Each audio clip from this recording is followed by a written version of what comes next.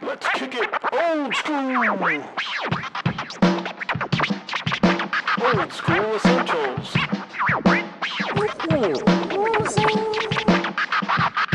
The further adventures of the Thunderous Fury. It is Old School Essentials, the further adventures of the Thunderous Fury, session 46. Time for the recap.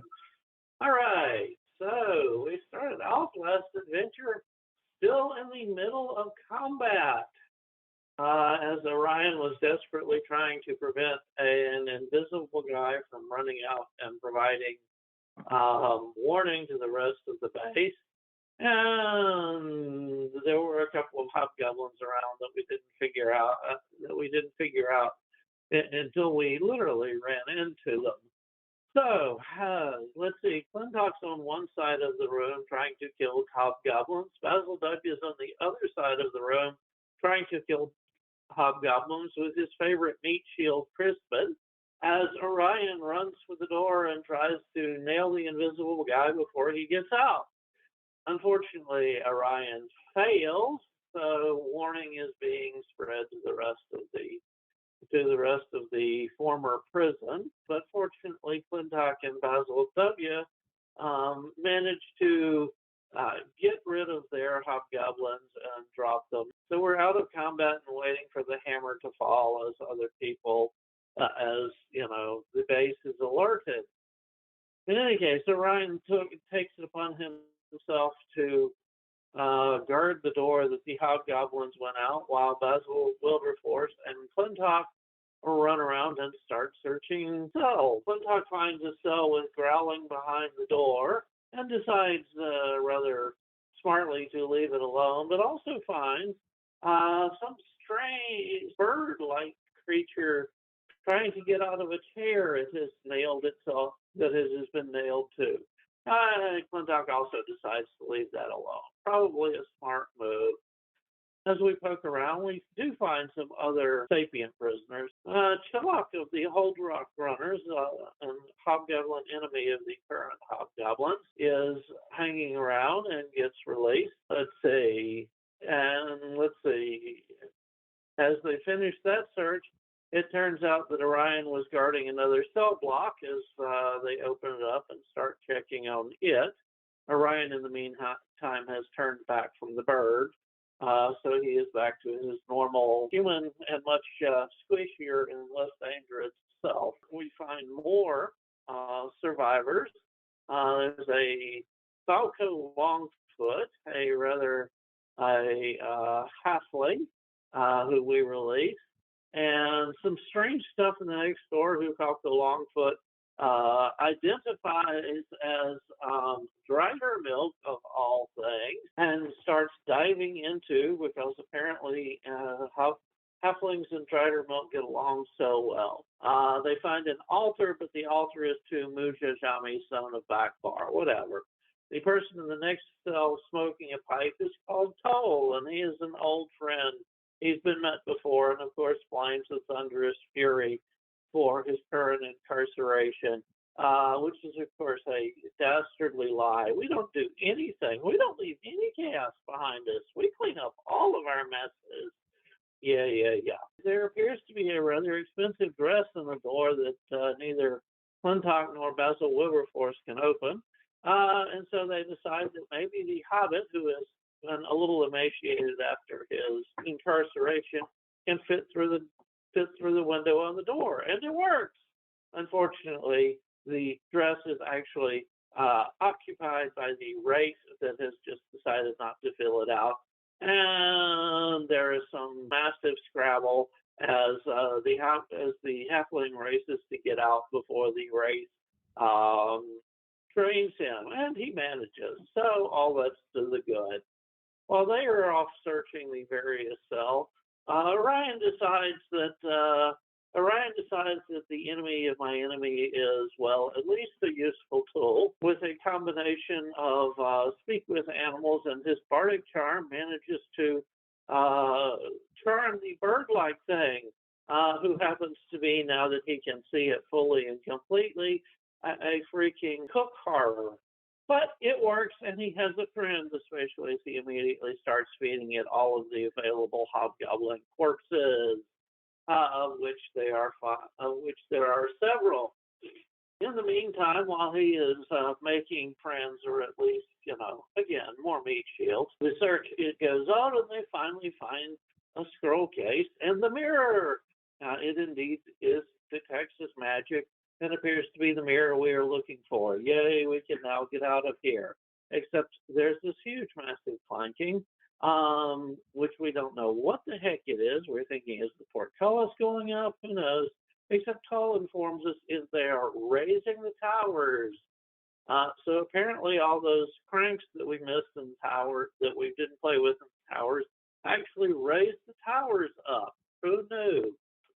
Well, what that means, unfortunately, is these stairs are now heavily disconnected from the bottom. And as we are trying to exit, we get to the point where we are going to have to climb in order to get out the top. And of course, there are lots of hobgoblins coming in from the bottom, probably at this point. Our two thieves decide that, of course, climbing is fine.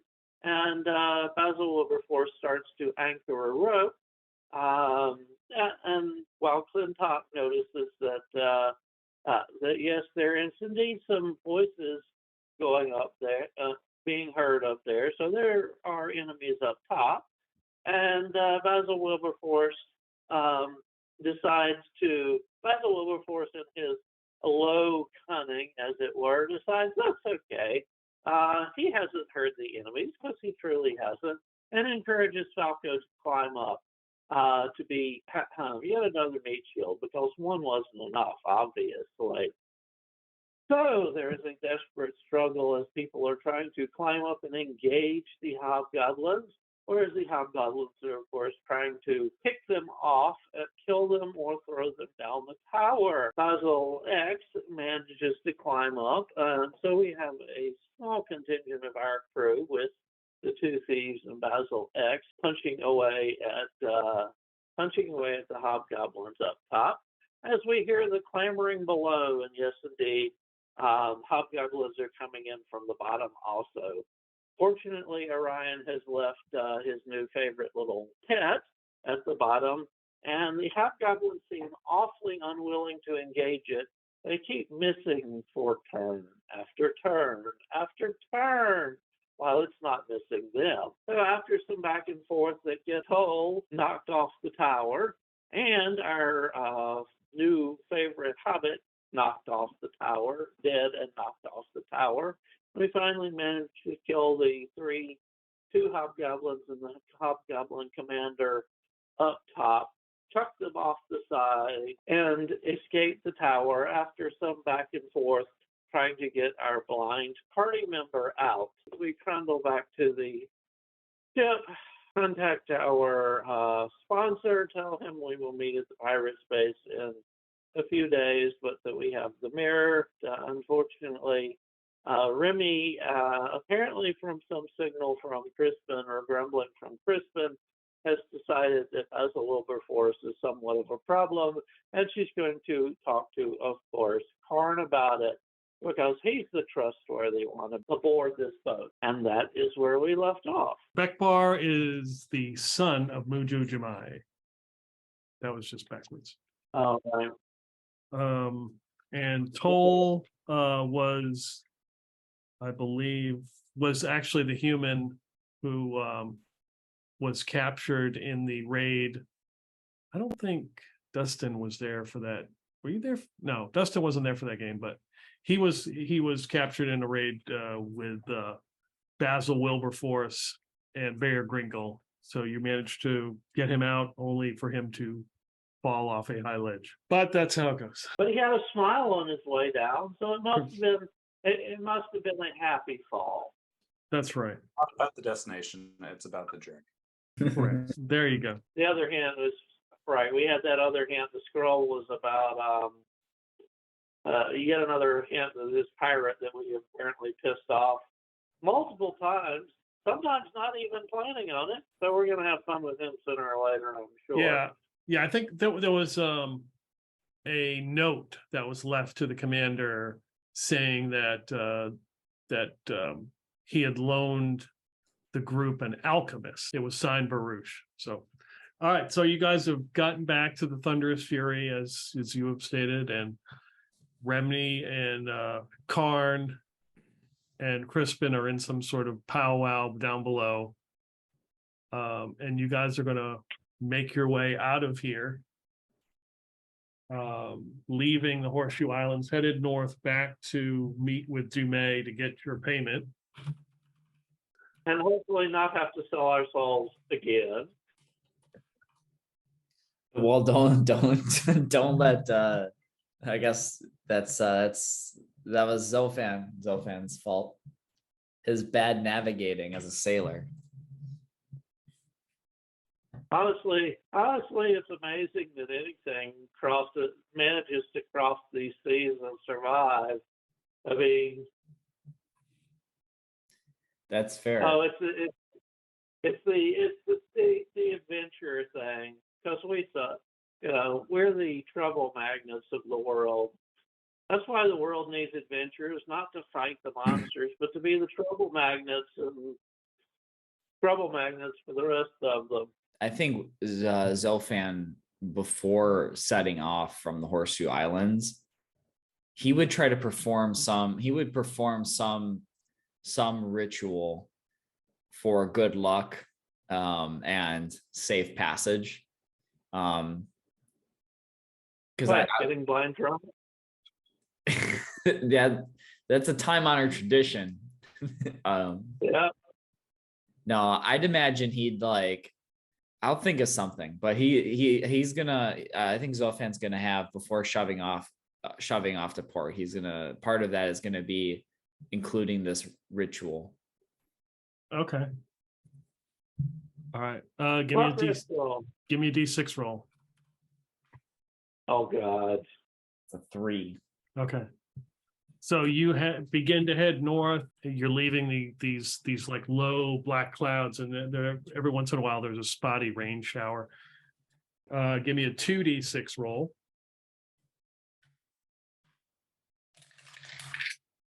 Eight. Okay. Regular. There's just a regular breeze out here on the ocean as you begin to move. The last roll is a d6. 5. Okay, so the first day is uneventful as it grows dark here out on the, I guess you're you're kind of between the Bay of the Skull and the Sea of Endless Time. So scholars can debate on exactly what this part of the ocean is called. But if you've lost any hit points, you get a natural rest on the boat. 1d3. Okay. We picked up the hobgoblin. Yeah, Jalak. He survived. Yep. He is happy to be out of there. Yep, I bet. He looked like he'd been through a blunder. And Orion was strongly hinting to the looters that maybe that he could use that fancy chain shirt they picked up. The looters, of course, being the two thieves. Yeah, I Right. handed it over. Okay. Yeah, I did write down. Okay, so you picked up. You ditched the Wagonbow attire, and Clintok took the leather armor. Yes. Yeah, the fancy Okay. leather armor. It's a +1 leather armor. I think I told you that. But it's also immune to curses. It makes you immune to any curses. The chain shirt, the chain shirt is a +1, and once a day you can use it to become invisible for 1d8 rounds. Wow, that could be really good. Is this the standard?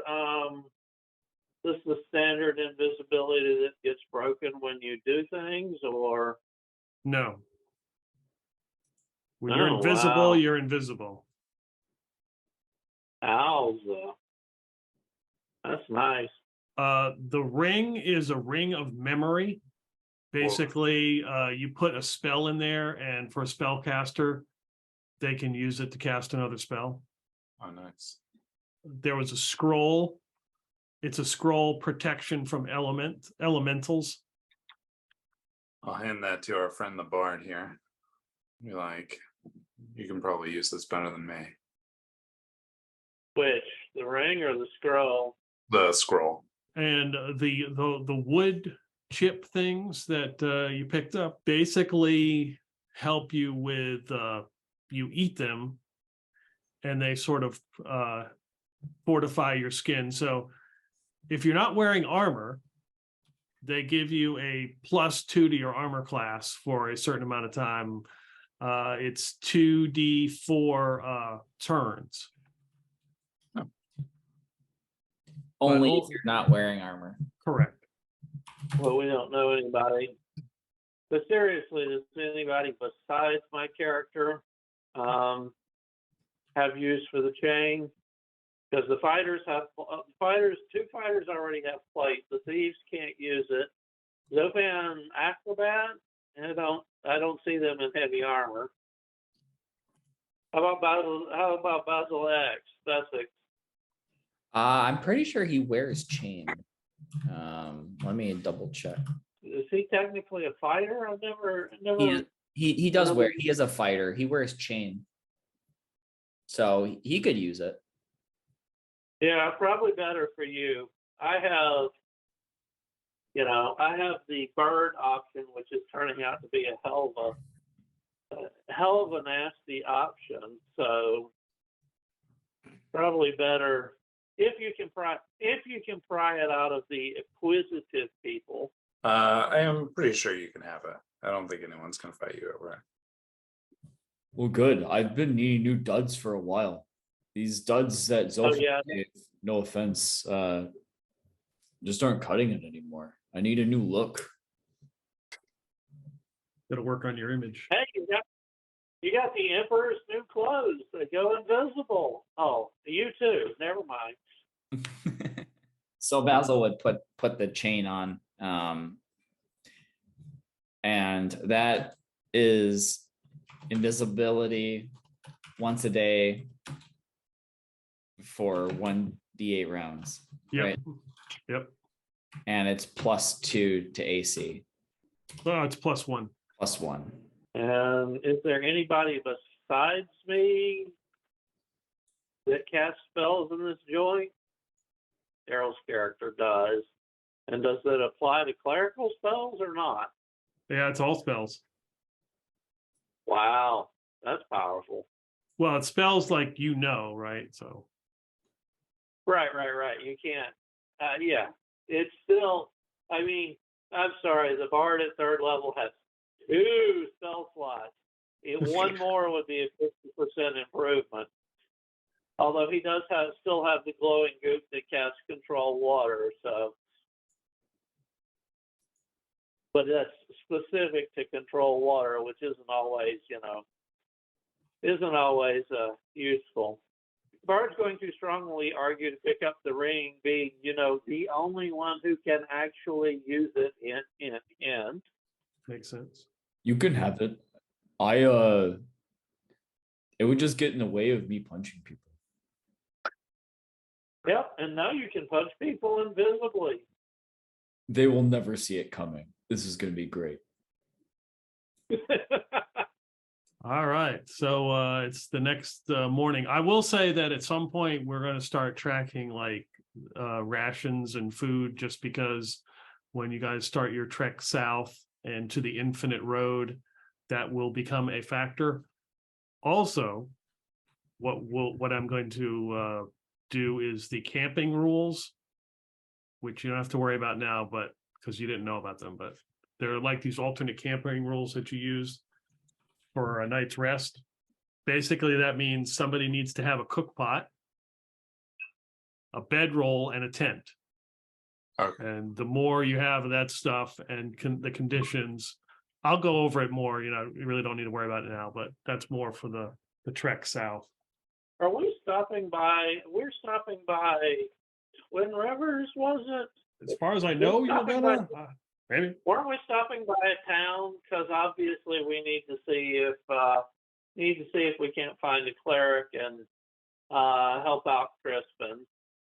Yeah, well, Remy would say, well, actually, Remy has not said anything to you guys. She's sort of kept to herself this most of the rest of the day and night.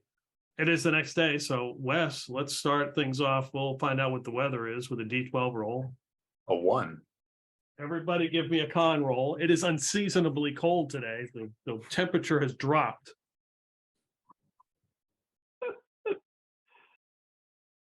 Alrighty. Cold front moved in. Wait, no. Basil makes it. Okay. Zolfan got a nat 20. So critical fail. Yeah, so he almost gets like, for some reason, maybe he was out late, because of the whole navigation thing, making sure, and it just got cold and it kind of caught him by surprise. So he might have caught some frostbite. He's actually at -2 for the rest of the day. Oof. But that does not affect your navigation roll. So yeah, go ahead, Dustin, give me a navigation roll. Let's see if It's a 3. Brian makes it. okay, you're fine. A little bit frostbitten, had to put your gloves on or whatever. That cold wind started whipping through. So give me, Wes, 2d6. 2 and a 6. So yeah, every once in a while there's a cold breeze moves through. Nothing that will affect your travel. But we have the random encounter. Wes, the last roll. All right. What is that for? Just a D6? Yeah, it's a D6. 5. Okay. Maybe you see a ship here or there out, but nothing. It's smooth sailing on day 2, except for the unseasonably cold weather. So that frostbite only lasts for a day. Yeah, it's only the negative. So only would it come into effect if like you had a random encounter and you got into a fight or something happened. So yeah. Gotcha. Okay. So if you're down hit points, it's another night's rest. Remy will say that wants to know what your plans are. She thinks that to go to Twin Rivers, she doesn't really want to go to Moglet. But she says we're going to need a guide to take us through the mountains to the south, the way of the south, because she's not going to wander through those mountains. And to find out if somebody can heal Crispin, like you said, and if they can't heal him, she tells you guys that she's going to send him back, like probably to New Tanchow City. She's going to get him on a boat and send him out of there. But she says, don't tell him that because he probably won't want that to happen, but he'll be a liability if, obviously. Use Basil W's meat shield. Yeah, she says, don't worry, I'll take care of Basil W. I'll protect him. Well, he needs all the help he can get. Are you sure you're up for the job? Well, yeah, let's try to get Crispin healed up first. Anything, if you're doing anything specific, if not, we'll go on to the next set of rolls. Here we are. Russell, give me a D12 roll for the weather. Guaranteed random electronic rollers 4. About 50 degrees, close to 50. There's a little bit of mist and rain coming in. It's not as cold as it was. 2d6. We roll. There's a for the wind. 4 and 3, 7 total. Yeah, the same, pretty much the same deal. The wind is not really, other than when that cold front moved in, it hasn't really affected you guys' travel, either helped it or hindered it. Another D6 roll. 4.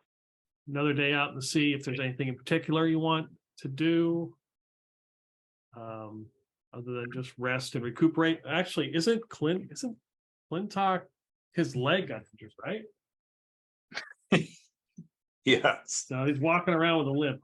Let me find Let me find my trusty calendar. Yeah. Yeah, I don't remember how many days, but It yeah. wasn't that, I don't think it was that many. Felix is full health.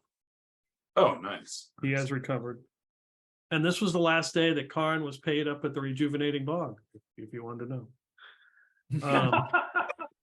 Dustin, I need to make it another the D6 roll. All right. 4. On track. So everything going according to plan.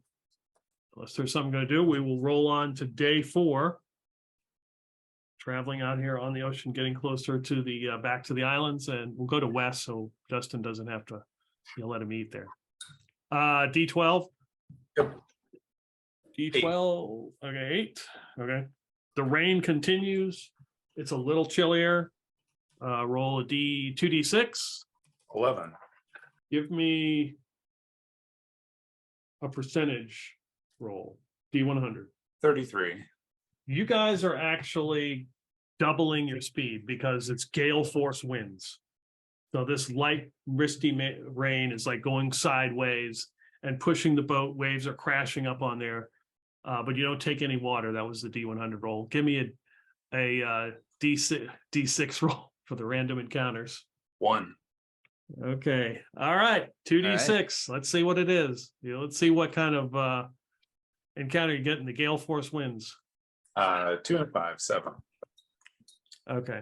Dustin, give me a D6 roll. All these rolls. 5.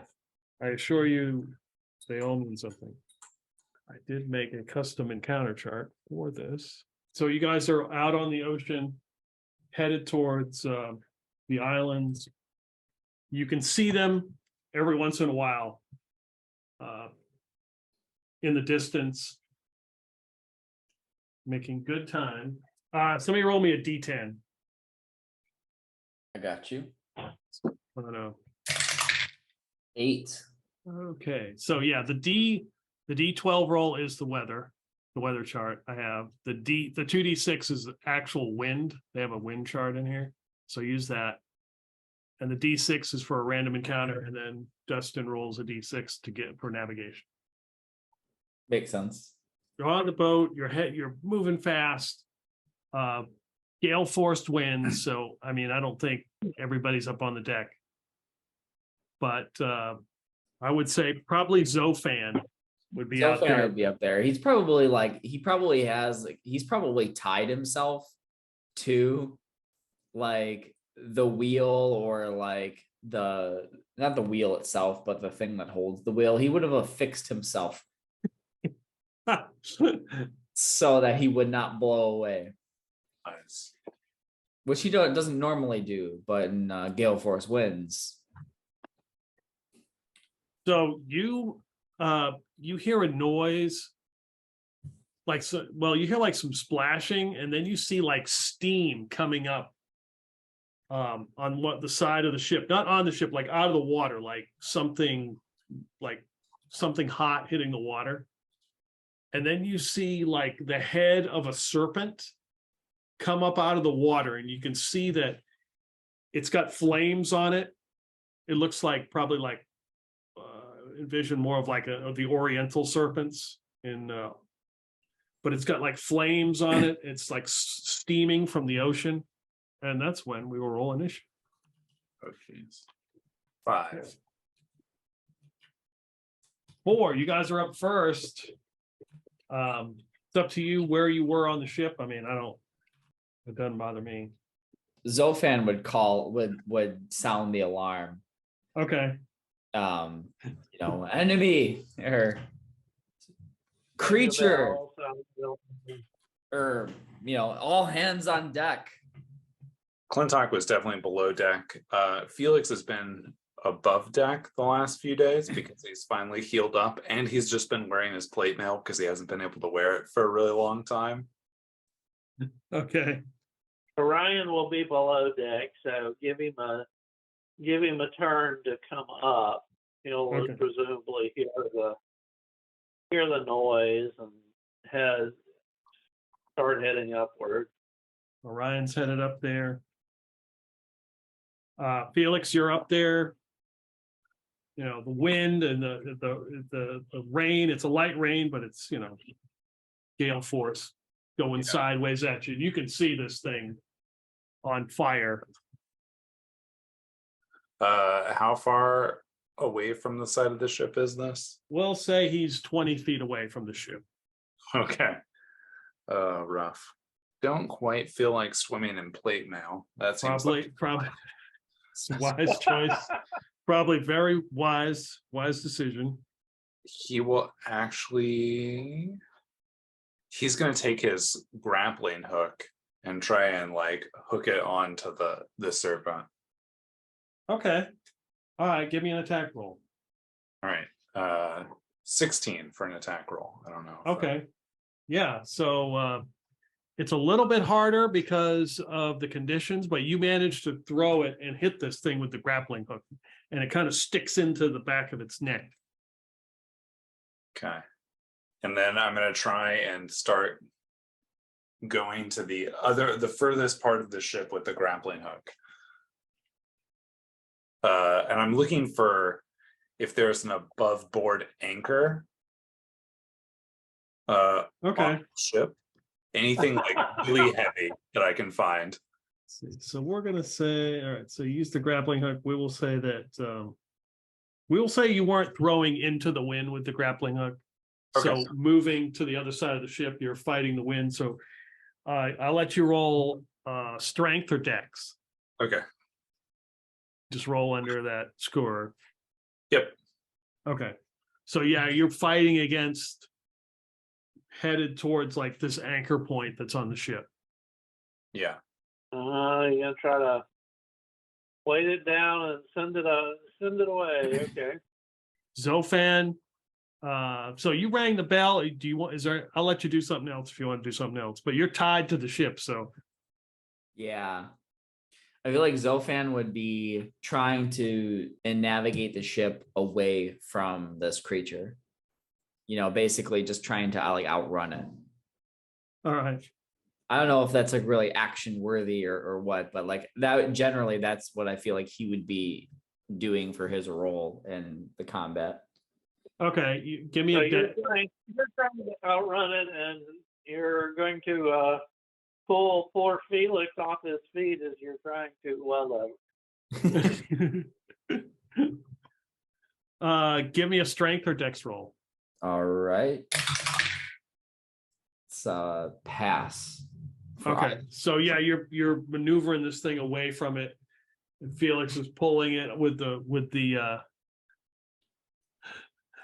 grappling hook. Basil is going to. He was below deck.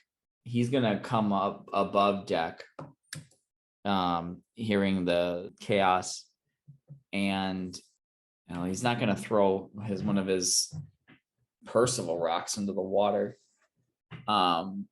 But what he will do is, I mean, he went last in the turn order, but if he used his act or if he planted the rabbit flag, could that apply to the next turn? Yeah, I'll let you. Yeah, I think I've said that before. That's fine. Yeah. Yeah. So he's going to affix the rabbit flag near the front of the ship, fighting through the gale force winds. So it is blowing furiously in the wind. Okay. Yeah. Oh yeah. Everybody gets a +2 on the next round. Oh, nice. +2 what? +2 everything? +2 to attack. Yeah. You're inspired. Okay. So this creature has been hooked. Unless anybody else is going to do anything else. No, Okay. Clintok is slowly making his way to the surface, but is not going to Okay. All right. Remy is actually come above deck unless he absolutely must. okay. Remy has got pull is headed out there too because to see what's going on. So she's coming up there as well. So this serpent thing has been hooked. It kind of drops down below the starboard side of the boat where you can't see it, and you hear it hit the ocean because you hear the and then leaps up onto the bow and tries to wrap itself around it, around the front, and like squeeze on it. And granted, it is on fire. Let's see if it is successful.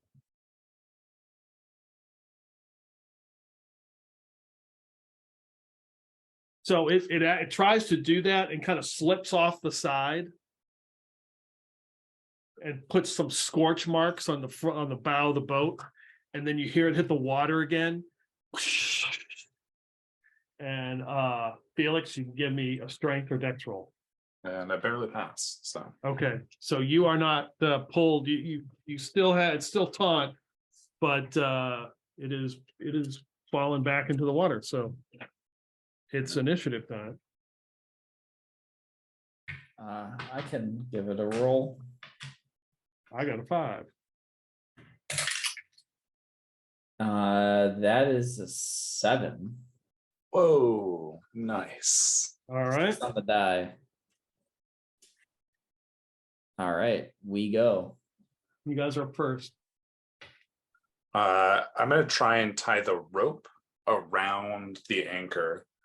That's what my action's gonna be. Okay. Yeah, you've successfully made a couple checks, so you can do that. Okay.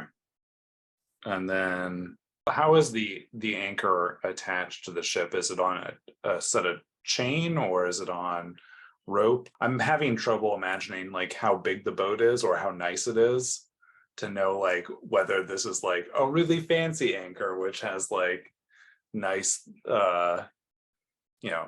nice chain and it's like kind of like pulled up into like some part of the ship, or if it's just literally like basically a giant rock that has a section of rope that's tied onto it. Giant rock, right? I would say it would have some kind of anchor, probably with a rope. It's a one-mast sailing ship, so it's not very big. Okay. Is it attached to the side of the ship, or is it just like sitting on top of the deck? We'll say it's on the deck. I will just, and maybe I don't have enough action this turn to just like try and shove the anchor off the deck, assuming it's not attached at the moment to the side of the, or to like any part of the, like a tie off or something. No, so you're gonna basically tie it to it and drop the anchor. Yeah. I would say probably next turn you could do that because tying it Okay. off. Yeah, I figure it probably takes. Okay.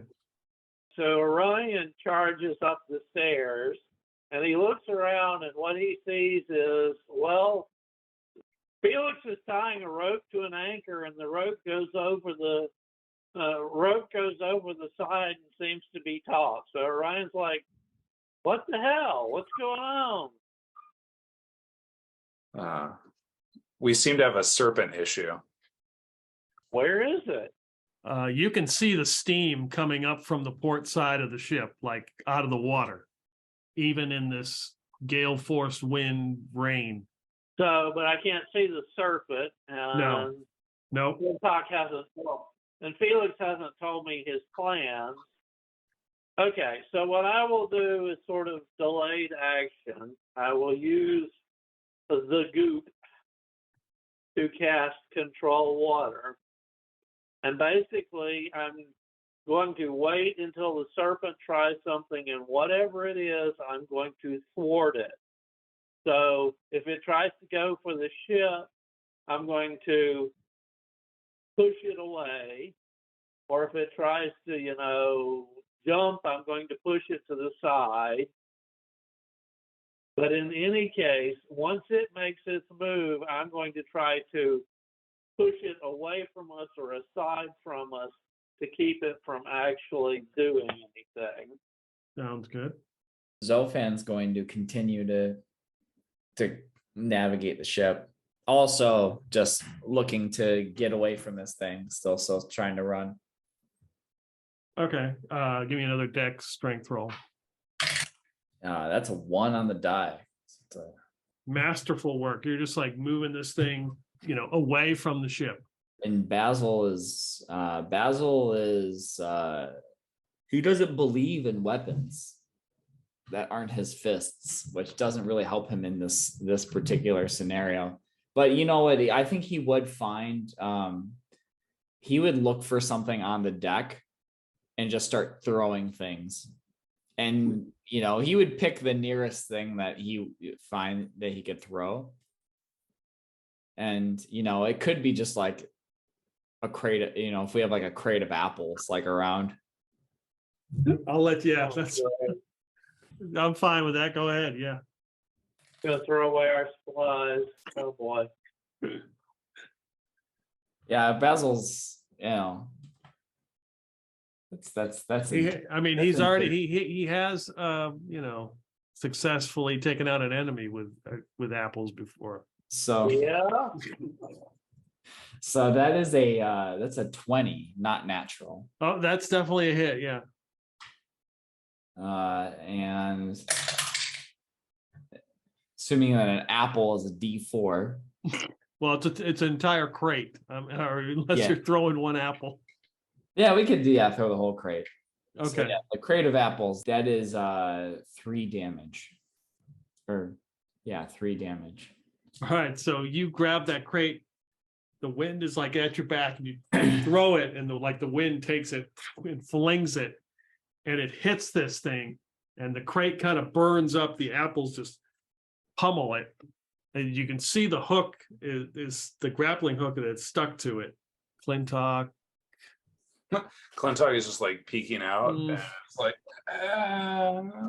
and then slinks back below it. Yeah. Oh, he pulls a Basil overboard. Great. Let me know if the ship's on fire. We're sinking. I'm going to roll a d6 here. Orion, you see it. You see its head rise up out of the water, and like this small little pieces of apple fall off, burning, and it tries again to wrap itself around the bow of the ship. Well, in that case, when it goes for the lunge, I'll push it off to the side. I don't know. Maybe it has a minus, whatever. You want some sort of skill contest, whatever. Give me a spellcaster. So what do you use? Charisma? And yeah, I guess so. So just roll a skill check and use charisma, just roll under. Yeah, that was a 10. That's notably under my charisma. I'm going to just. Okay, I rolled a 2 and I gave it a negative. So it kind of flails around and smashes back into the water. You hear this bunch of steam comes up. It is the next round. Okay, I guess that's me. All righty. 5. Let's see what a D6 says. I rolled a 5 plus 1 is 6. All right, you guys are up first. I'm going to be pulling the same duty, although I suspect somebody's going to be distracting it very shortly. Oh, you push the anchor off? Yeah, I'm giving it as hard a shove as I can give it off the edge. Yeah, it goes. Okay. Ryan's going, wait a minute.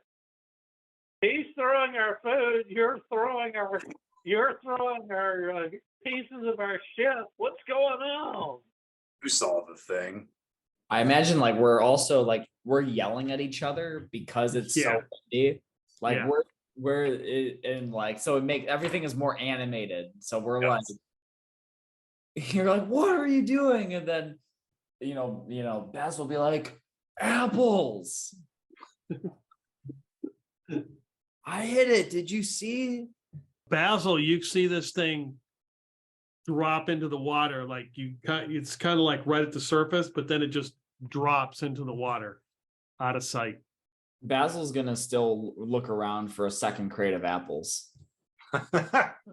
Give me a D6 roll. 4. That was the only crate. Basil is gonna look perplexed. Okay. And retrieve it. Maybe we'll retrieve his rabbit flag, but Okay. that'll be his turn. And Zofad's going to continue to speed away. The ship, obviously moving very fast, and you see the remnant. You see the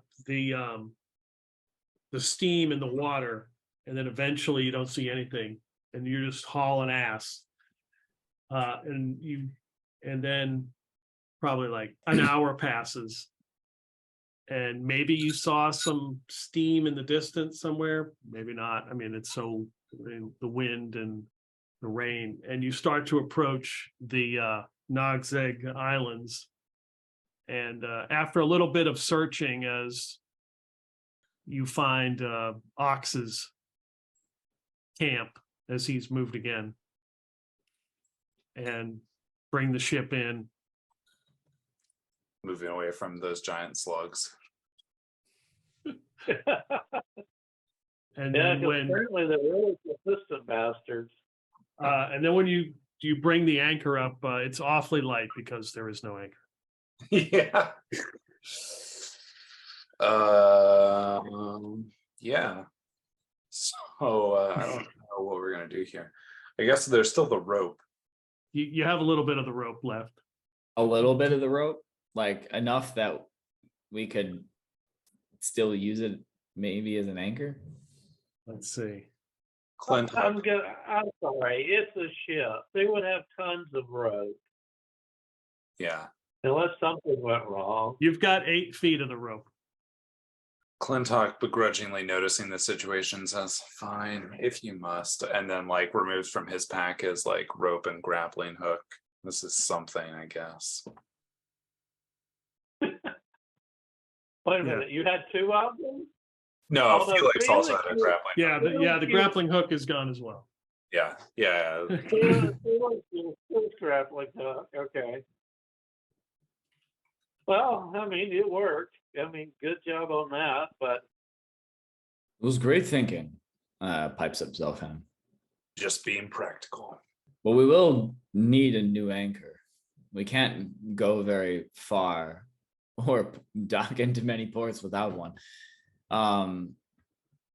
May I suggest that we see if we could find a stone, preferably one that has a hole in the middle that we can maybe tie knots around as a makeshift anchor until we can purchase a more appropriate one. Isn't there a blacksmith in this camp? No. oops. And it was one of the few positions I haven't heard of anybody who is recruited to the Thunderous Fury having. Let's see. What can I do? Not much. I do not have a grappling hook. However, I do have profession miner and a pick. So if somebody does actually come up with a rock, I can shape it properly so that we can tie a rope to it. Yeah, so you guys like set up camp. We'll say the next day. You can do that. Dustin, give me a D12 roll. We'll just do a little bit of weather here. What's the weather like? That's a 6. So it's like almost 70 degrees, like perfect weather on the island as you're waiting for Dumay to show up and you're working on the rock, and Clintok is at full health. Yeah, the only one who should be not at full health is Crispin.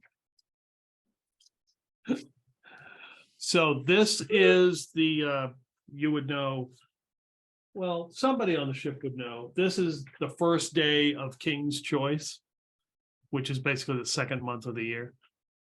And in 25 days is supposed to be the first day of spring. Late in that evening, as the sun is beginning to set, you see a familiar boat manned by familiar looking troll-like creatures that are really tiny come up and dock, and Dumay gets out with his, he's got like these bright blue robes and gold trim, begins to make his way over to your camp.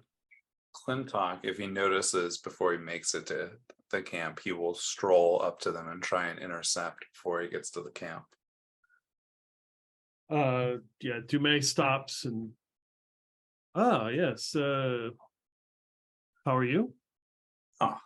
I could be better. The leg's a little bit worse for wear, but I think I'm okay. How's I mean, I think I have what you're looking for. Yes, yes, I hope so. I received your message and I came as soon as possible. Ah, Things are a bit amiss in Clinkville, so it took a little bit of time leaving.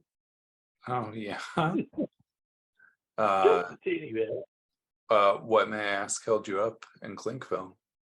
There's increased guards at the docks, and they don't just let anybody move in or out of the city anymore. And in a few days' time, they will be appointing a new Emker.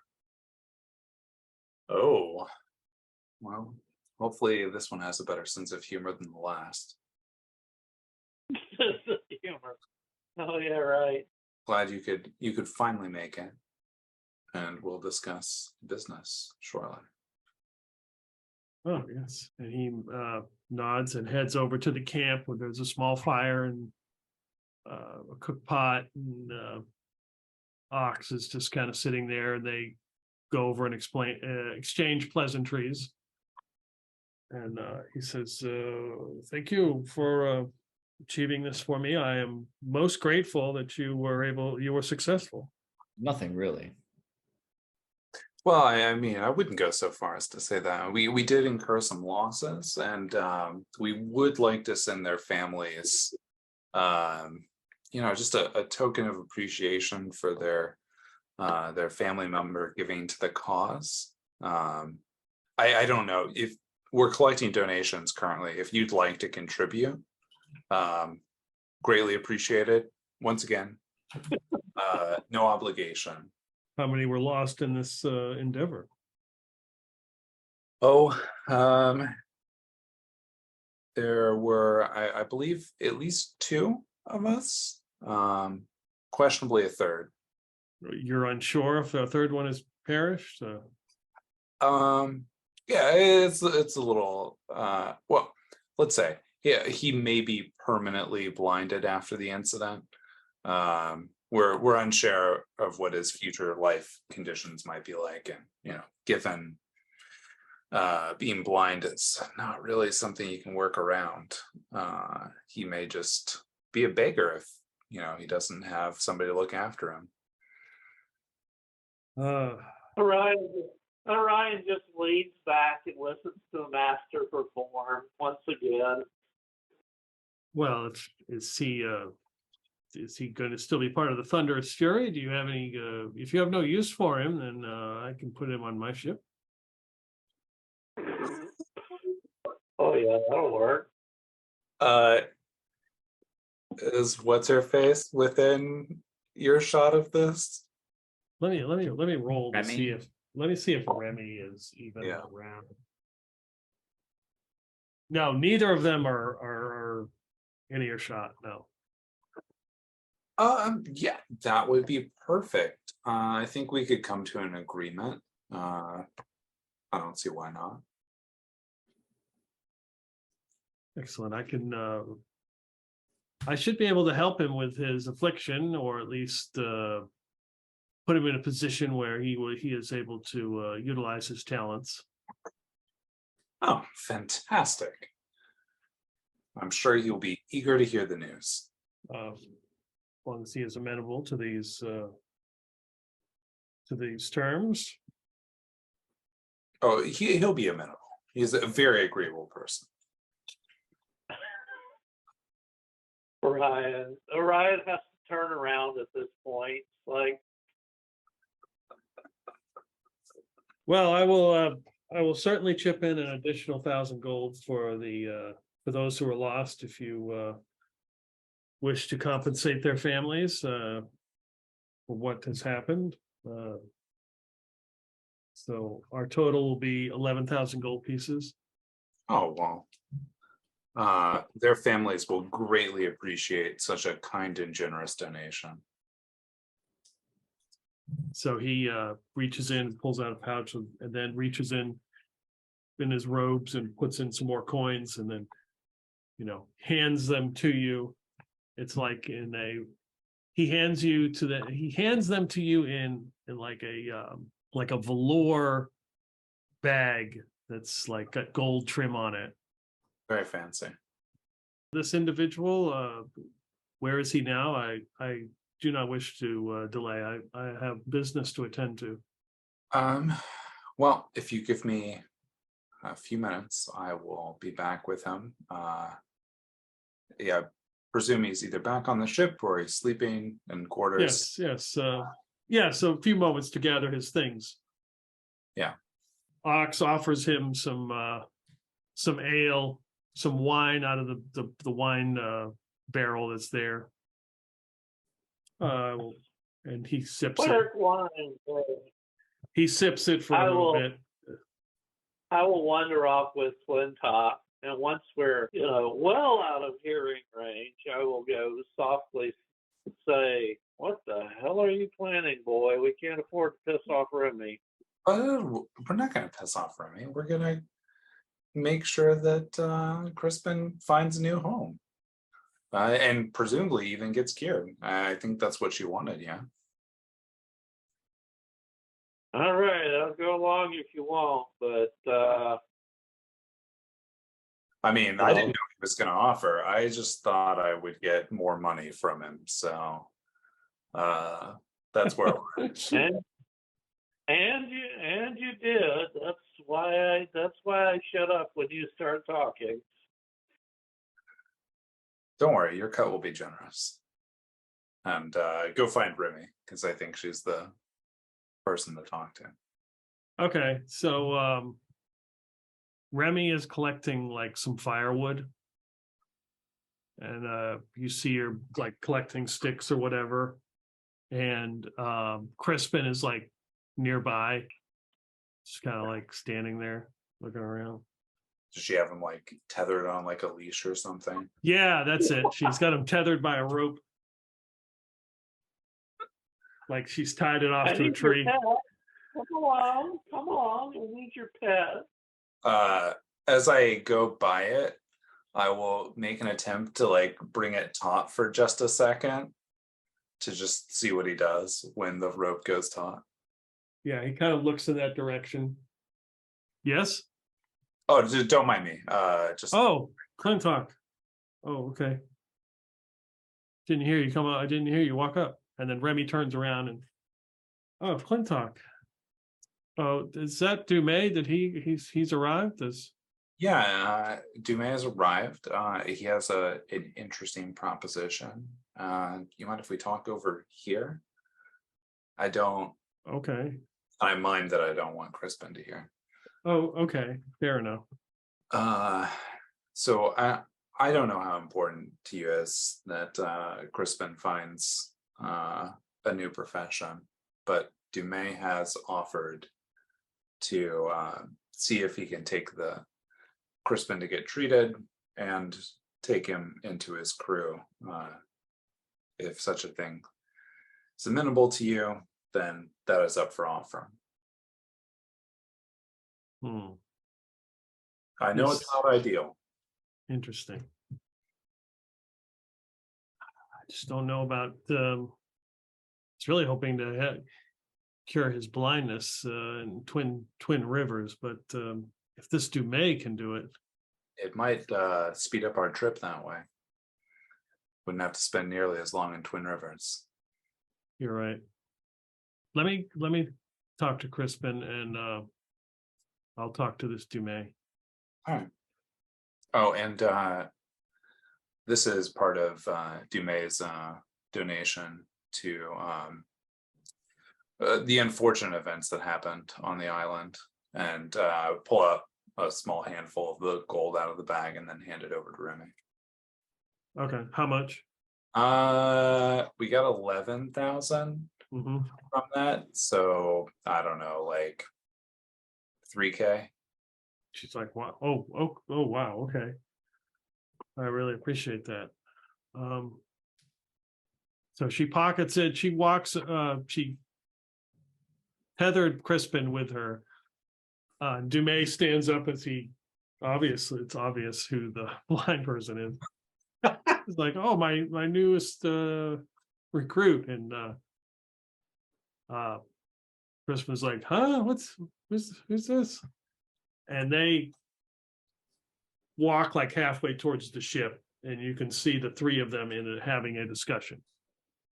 Gotcha. Well, while they're having the discussion, Orion looks around and again, very soft, quiet voice to Clintok. That was well done. Yeah, I mean, You know, I thought singing and performance was what made a bard, but you've been expanding my horizons quite a bit. you are much better at telling tales and histories than I am. I am merely good at getting my way when I need to. Can't.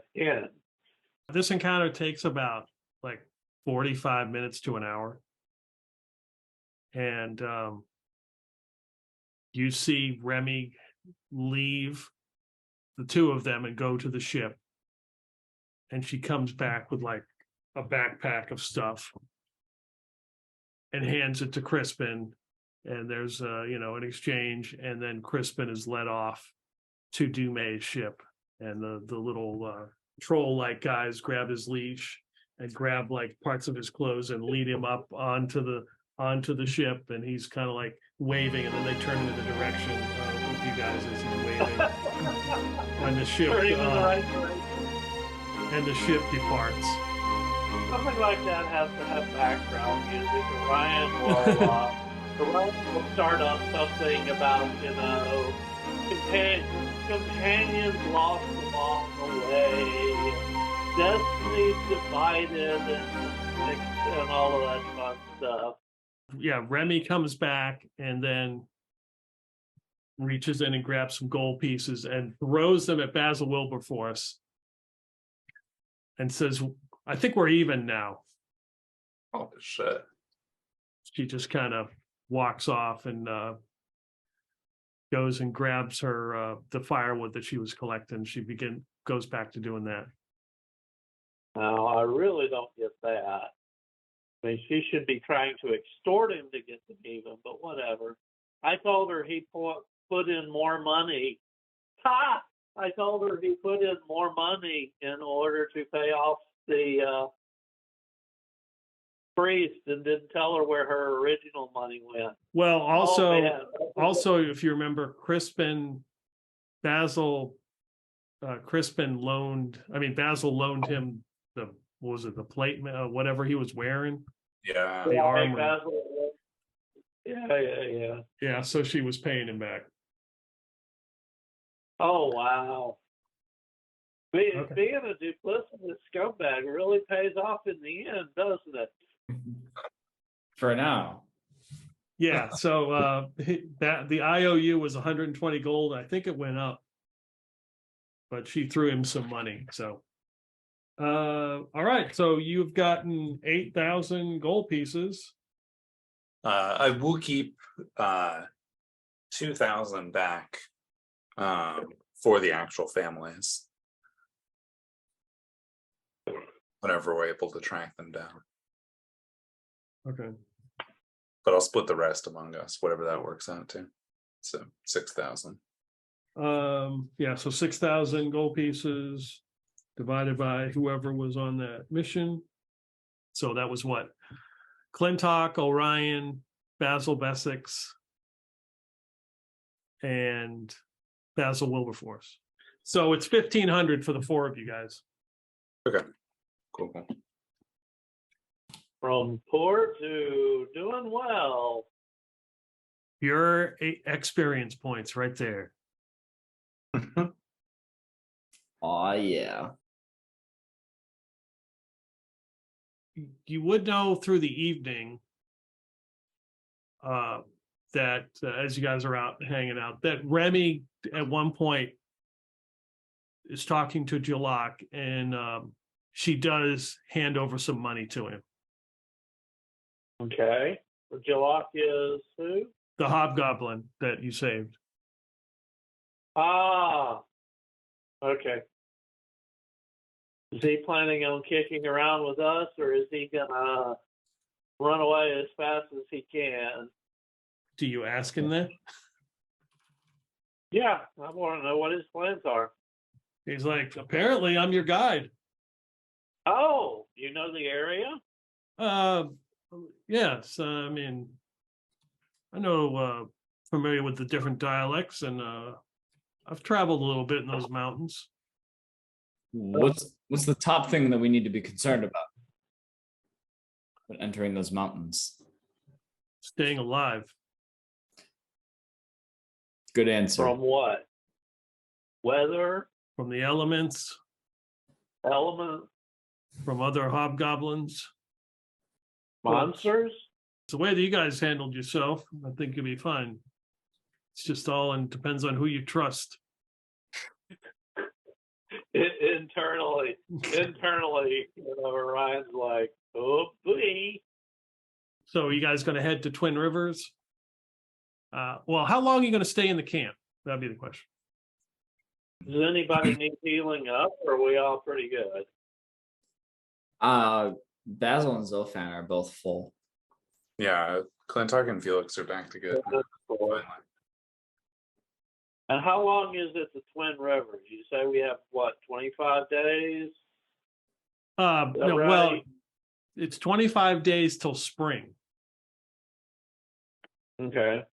Gotcha. Twin Rivers is probably 6 days on the sea from here.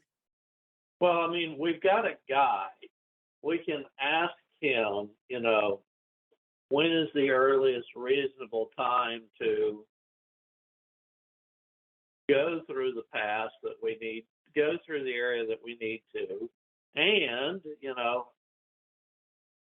and then from there we can sort of count backwards and see, when we should go. Because I don't want to hang around in Twin Rivers forever because, well, still part of the Eighth Empire, still got bounties on our heads. Together would buy a good chunk of land somewhere.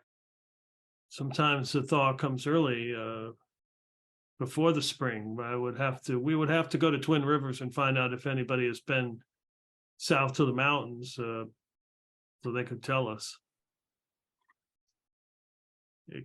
We could it could be as soon as 14 days, or we could have to wait 40 or more. Felix will pipe out. Maybe we should spend some time collecting rations before we head out. We're also going to need to buy lots of stuff in town for survival, of course. But I take your point. We don't want to be hanging around Twin Rivers forever, even if it is a better place to stock up. Well, that's a question. I mean, I don't know. It seems like we've got some time before we really want to head out. Is there like a small town near here that we could start picking up some basic supplies without having Twin Rivers? Not near here, no.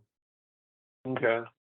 Yeah, I guess Zofan or Basil wouldn't have a strong opinion on when to leave. Basil would actually probably be more inclined to go to Twin Rivers sooner than later, in the off chance that they have a tournament going on that he could enter.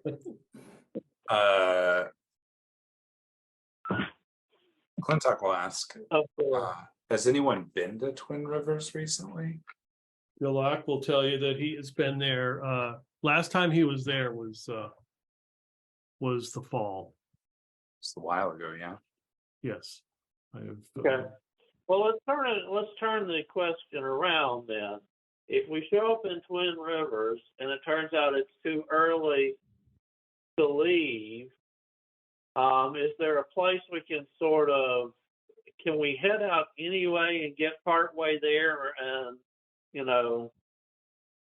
hang out in the wilderness? We can take a boat downstream. Spend some time before we enter the mountains. I would think that makes sense. Okay. Zofan speaking. If we did get there and it was too early, it hasn't thawed yet, we could try to trek, as far as we can anyway. Yeah, that's true. I mean, Okay. assuming that we could forage and hunt for food and such, so we wouldn't have to eat into our own supplies that we pick up. Yeah, I've like always wanted to. I'm just curious who their champion is. I just want to see what the scene's like. I gotta show off my new duds. Fantastic. Oh well. Okay.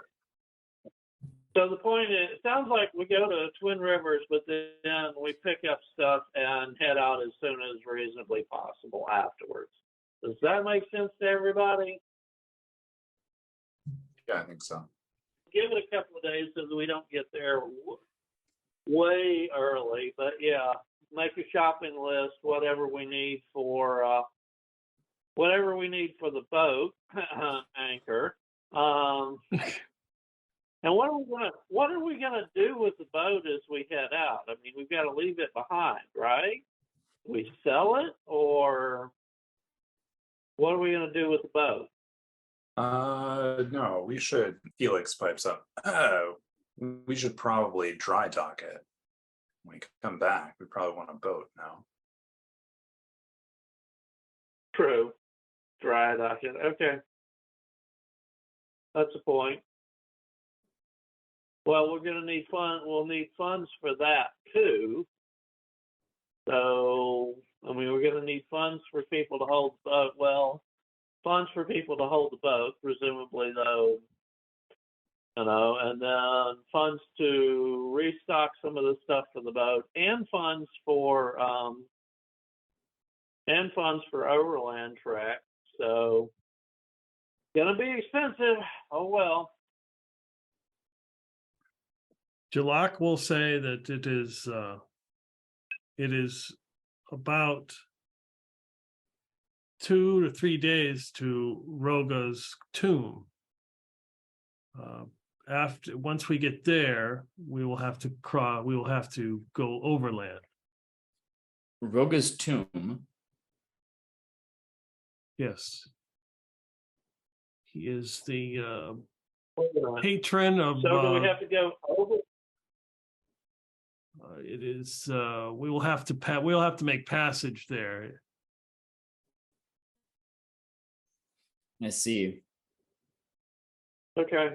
Is that after Twin Rivers? So we can sail the Twin Rivers, right? Yeah. So we will sail the Twin Rivers and then we will get on.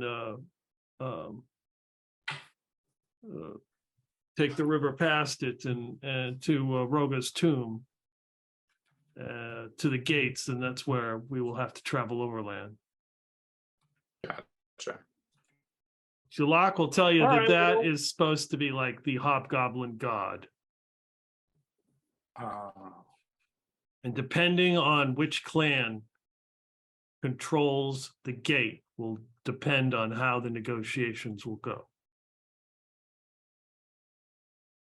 Oh, great. So if it's his clan, we're okay. If So- it's somebody else, what happens? If it We is, fight or if we it is pay? the, if it is the Holdrock Runners or the Lazy Hair Herd, we should not have any trouble. But if it is the Bloodskins or the Wochucks, they may demand a heavy price.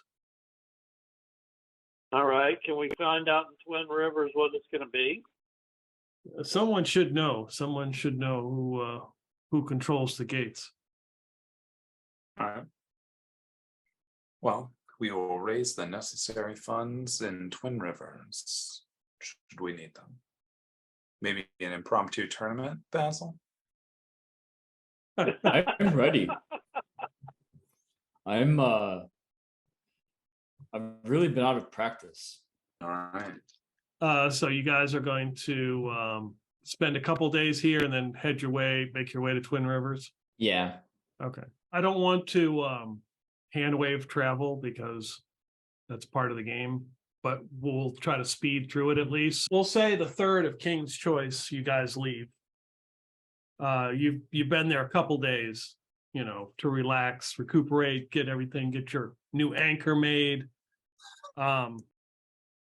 Jalak is joining the group. He is a hobgoblin of the Hold Rock Runners. He is going to be your guide. So he's had some time to actually eat some food and, not be a prisoner. So this is wonderful for him. And I believe everybody in this group has a card. Yep. That's one thing you would see Jalak sort of meet Ox, and then he meets the weird ghost priest guy who hands him a card. Hopefully not death or the fool or who knows. You also see Remy get one as well. Okay. Interesting. Well, you know what? Ryan will go up and go, hey, I see you met a resident priest. They gave me and I can't remember what it was. You have the moon.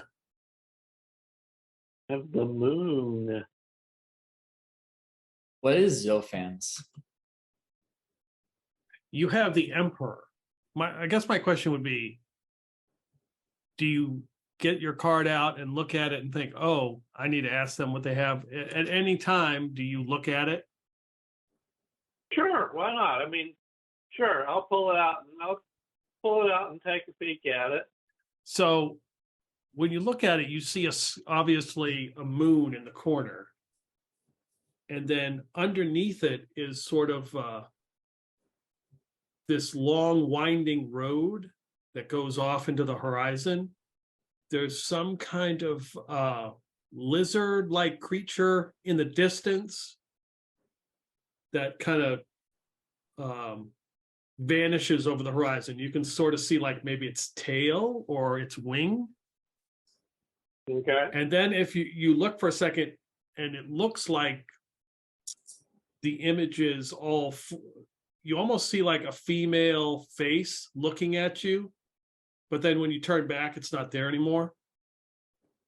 Oh, great. This is my favorite, what was it, Brunel? Possibly. Hey, he'll use that as an opener. He'll go up to Jalak and Remy and go, yeah, I see you really joined the crew. You've got one of these cards. Man, I don't know if they tell the future, but they're sure as heck interesting. They change over time. What'd you get? Now, mind you, Orion personally knows better than to discount these things like he's been saying. He's Right. trying to make them sort of light in order to get the information out of Jalak and Remy. Remy pulls hers out, and it's the magician. Looks like there's this older woman who is like standing amongst some kind of flowers at her feet, and she's like holding her hand up like she's casting some kind of spell. And you would almost think that the woman looks a lot like Remy, like if she was 25 or 30 years older. Jalak shows you his card, and it's Judgment, and it shows some sort of hobgoblin figure from like the chest up, like in the clouds, and beneath it is like a river, and there's a boat, and you can see gates, and he says, this is Raga's tomb. This is the gates. We will be judged there. See? Told you the guy was interesting. You guys head out. There's a little bit of rain, strong breeze that should make you, pass the time, be able to move a little bit quicker. Dustin, roll me 2d6. All right. 7. Give me a D10 roll. 3. Okay, good. You head out on the Well, first day. well- There's some cloud, rain, a little bit of rain, but there's a nice breeze as you leave the island and leave Ox and the camp behind. Of course, providing you with a barrel full of wine provided by the local cleric. Into your trek, probably about midday, you all see the shadow of a large creature over the ship, like the outline, which you would guess would be a dragon. Whoa. Do we know of dragons? Like, are they in the world? Are they mythical? Are they, I mean, So there, besides the dragon that we did run into. was sort of kind of a dragon. So dragons are fairly rare. So Anadis is basically a floating city high above in the sky that you guys would be too far away to see. But if you get to, like, if you go to Tanchao City and you were to go north, you would eventually see it. So this could be some sort of subspecies of a dragon, or it could be a dragon from Anadis. What the legend is they're extremely powerful. They usually show up in human form. The Ape Empire does not control Anadis, though they did negotiate with them at one point. Yeah, imagine that. Yeah, a little bit hard to tell dragons what to do. Well, it's really easy. Once.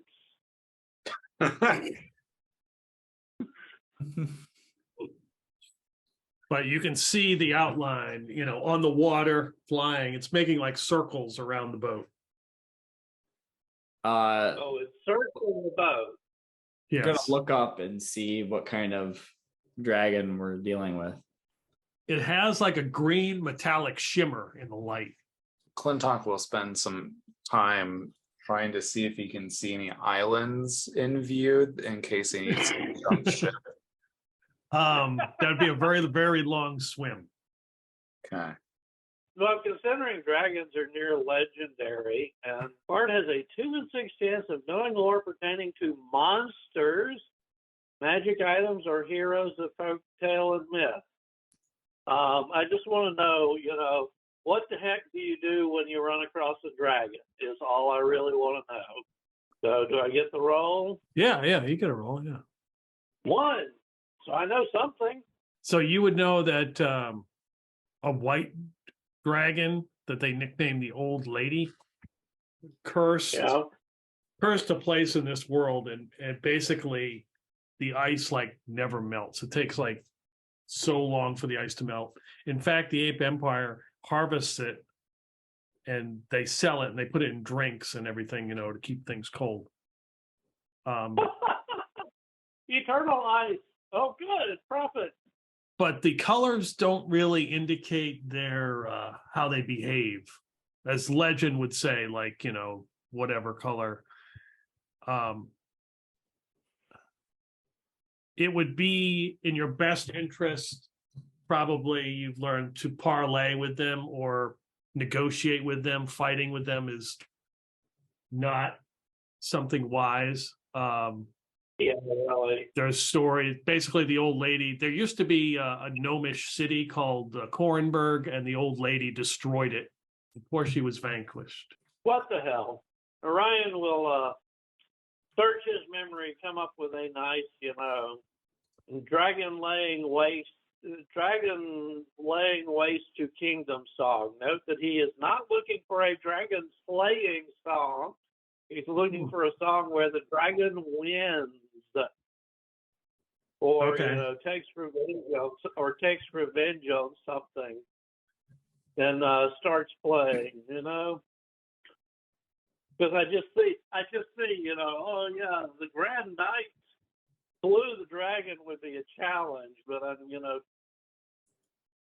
I'm instead coming up with a song where the dragon wins, or takes revenge on idiot humans or whatever. Okay.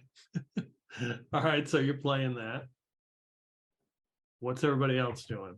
Basil runs inside to his chambers, and he's gone for a few minutes, and he comes back out with a scrap of paper and a pen, or like something to write with. You're gonna get his autograph? Basil has never met a dragon before, and so he would want to commemorate the meeting.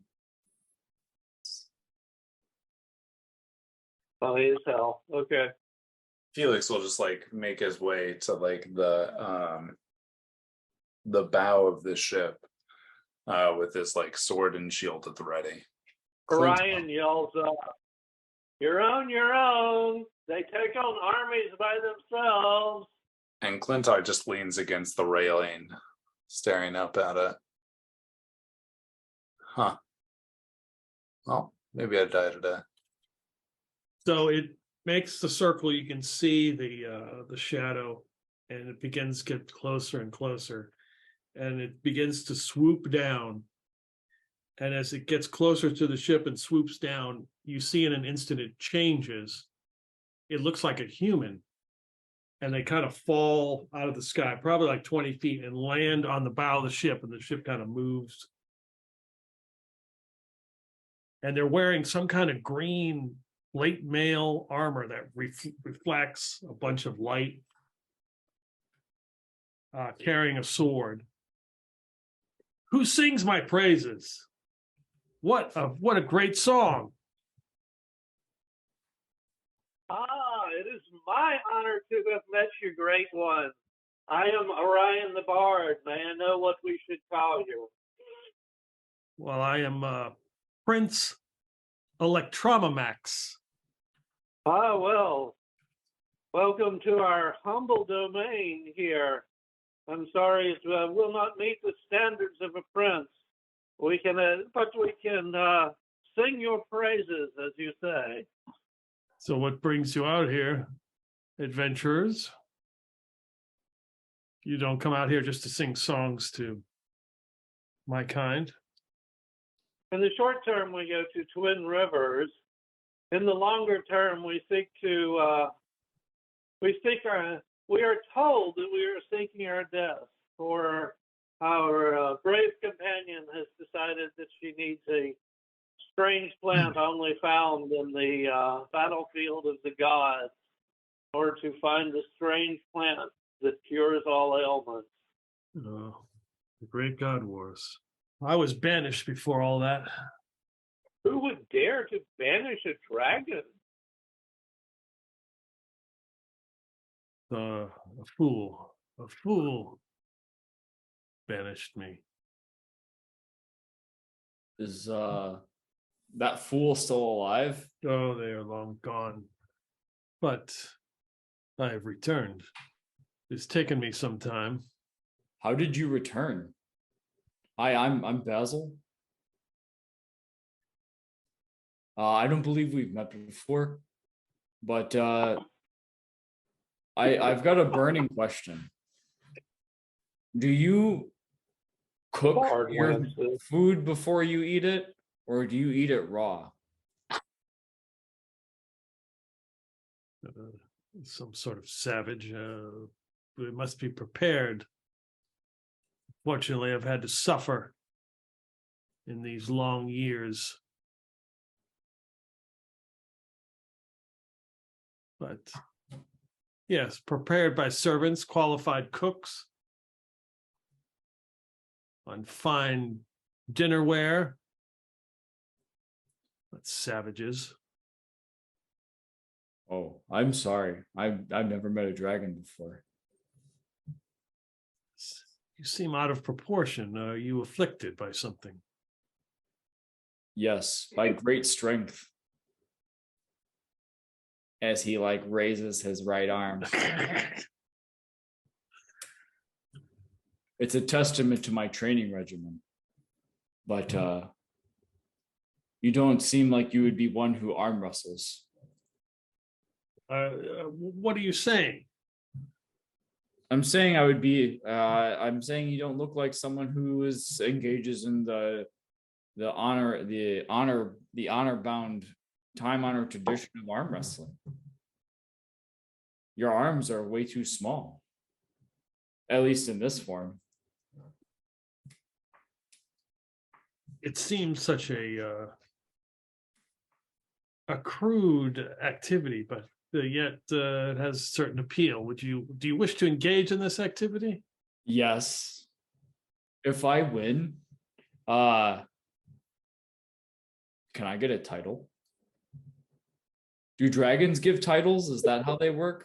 you wish to have a title. If you defeat me in this challenge, is that what you're saying? Yes. Can dragons give titles? The prince can do whatever. I will give you titles. What if I win? What should my price be? What would you want from me? Oh, I suppose I could owe you a favor. oh, this. Yes, you be an excellent idea. But what about your companions? I would surely they would accompany you in this favor as well. Great. Orion speaks up. Oh yes, we indeed are boon companions, backing each other up through thick and thin. I think that's a fair trade. Excellent. Then we shall engage in this activity. Yeah. Basil's gonna excitedly find a table, throw all the stuff off of it. Okay. You know, a couple oranges because we're out of apples. Yeah. And he puts it down onto the center of the deck, pulls up a couple barrels so that we could sit.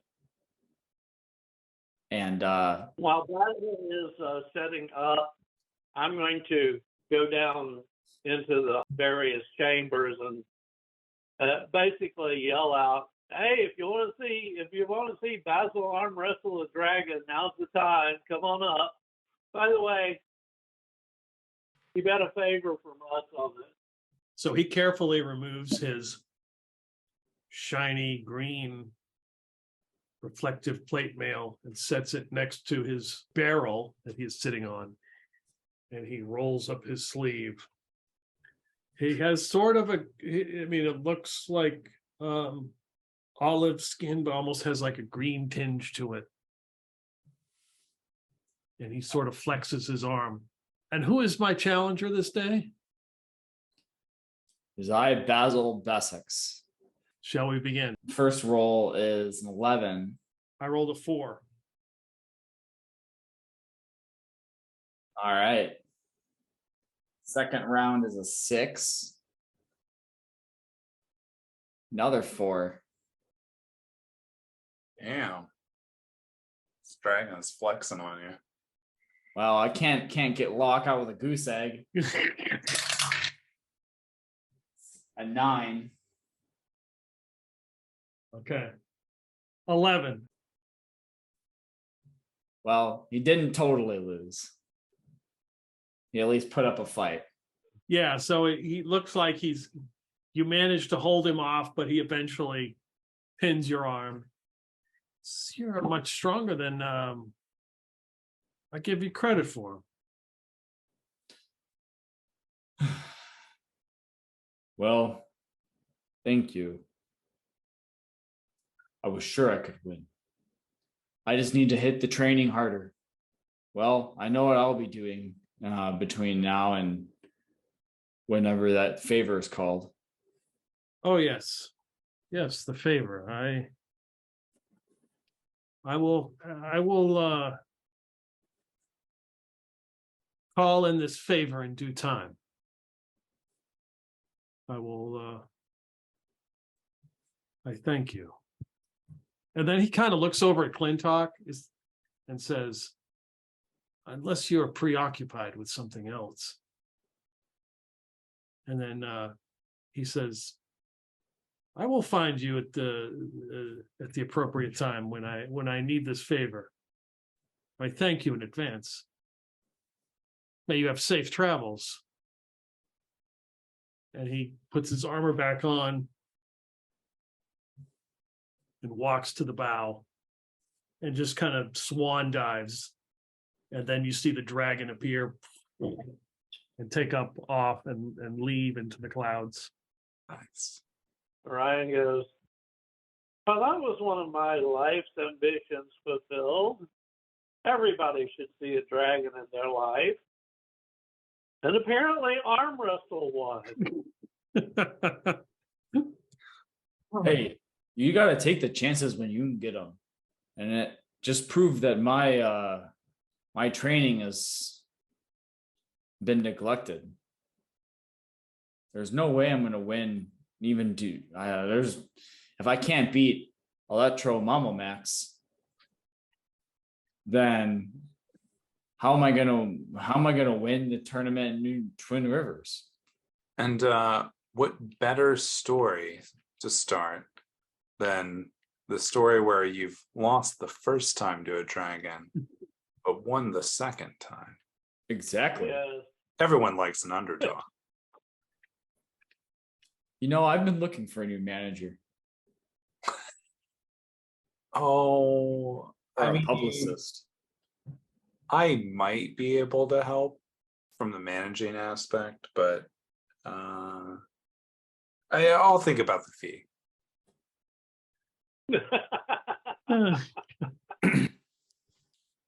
Well, you get back to me when you've thought about it. Will do. So that is your encounter with Vlad Electramax, the Green Dragon. All right, so that happens. You don't see any other ships out here today. The next day, the wind picks up. It's almost like gale force winds again. Take a little bit of water on the boat, but nothing to hinder travel, and you move a lot quicker. It's very windy out here, obviously. And you make pretty good time, because the next day the winds kind of die down and it is a clear day, but what probably feels a lot better after yesterday's rocky ride. Who knows? I mean, I don't know if anybody gets seasick, but this feels the waters are a lot calmer. You do see some fishing vessels and some merchant ships out, but that's about it. Dustin, give me a 2d6 roll. 9. Thank God it's not another 7. Did you say another? Did that word come up? I think I've rolled 7s a couple times. Yeah, I had to bust out my dragon lore there. Again, there's a little bit of light rain as you're traveling south. Now, clearly, you're in the Bay of the Skull as you head towards Twin Rivers. And you pass come up close to another ship, another single mast ship of sailors, adventurers, who are like past, coming up the side, kind of close to you guys. They don't seem to be hostile. They're just, just not driving.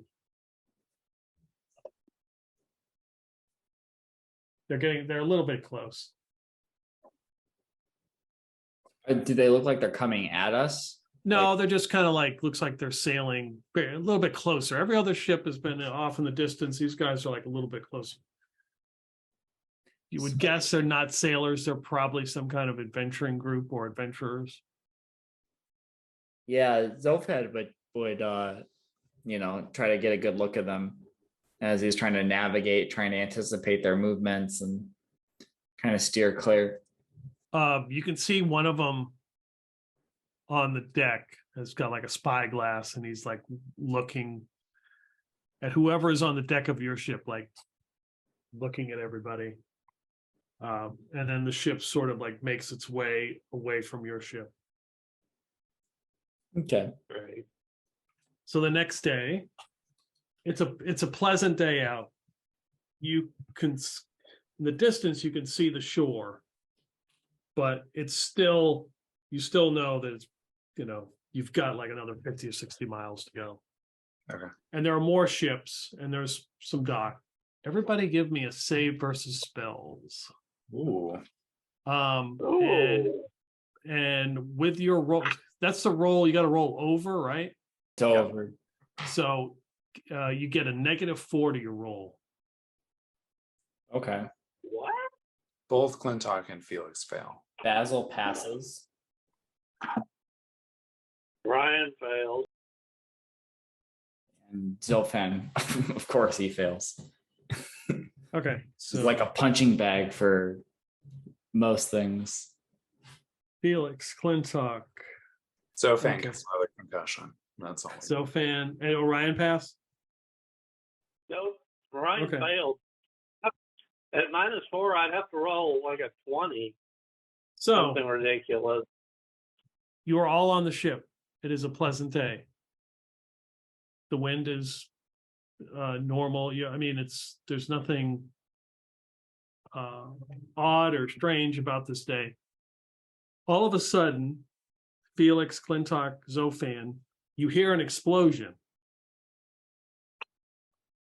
And you look, and the stern of the ship has been hit by a fireball, and suddenly you're at night,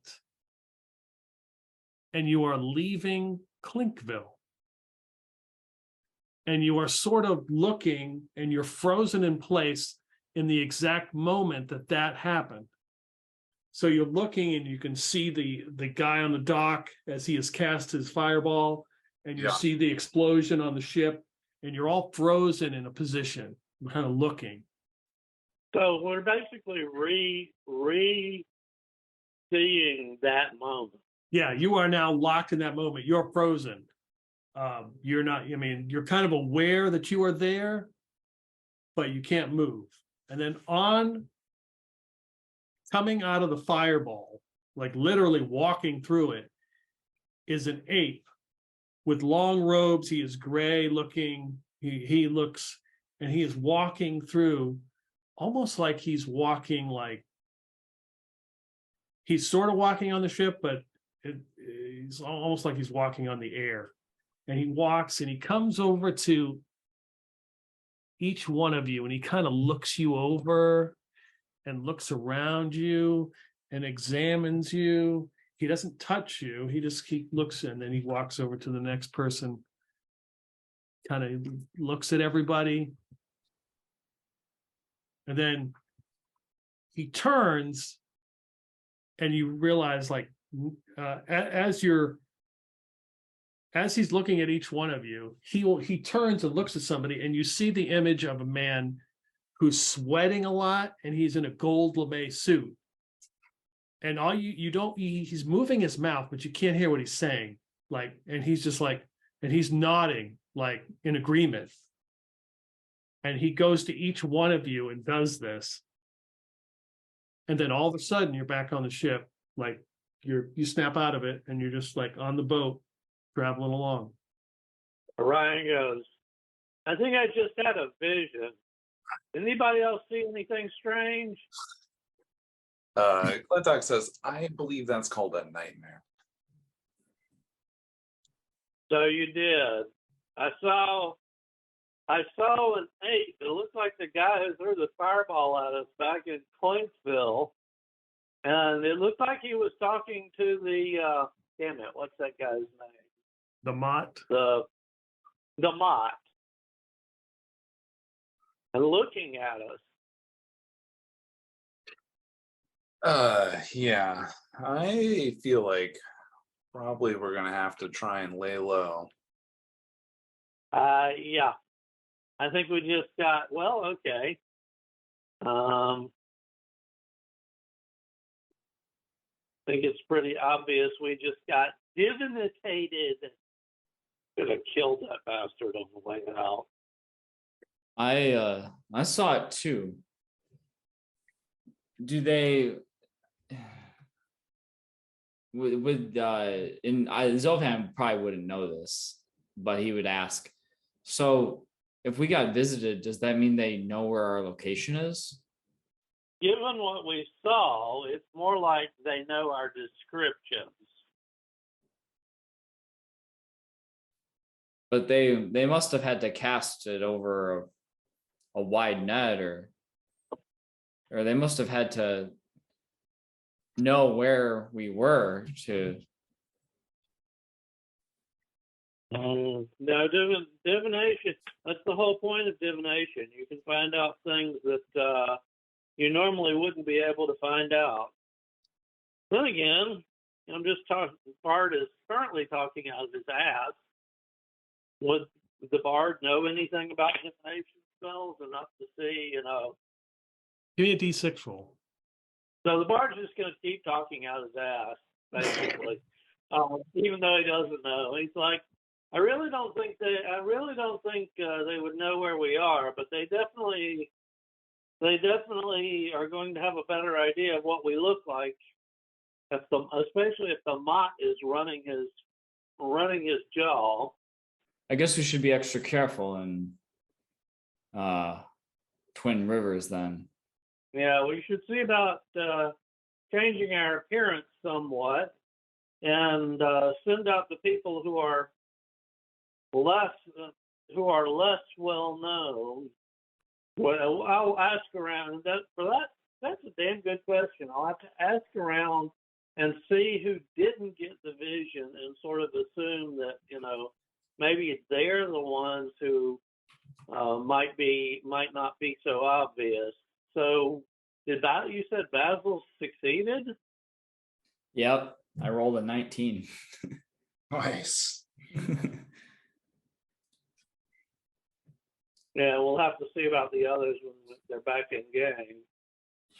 The next day passes. You all rested up. 6. So on the 8th day of King's Choice, you see Twin Rivers. It is not aesthetically pleasing.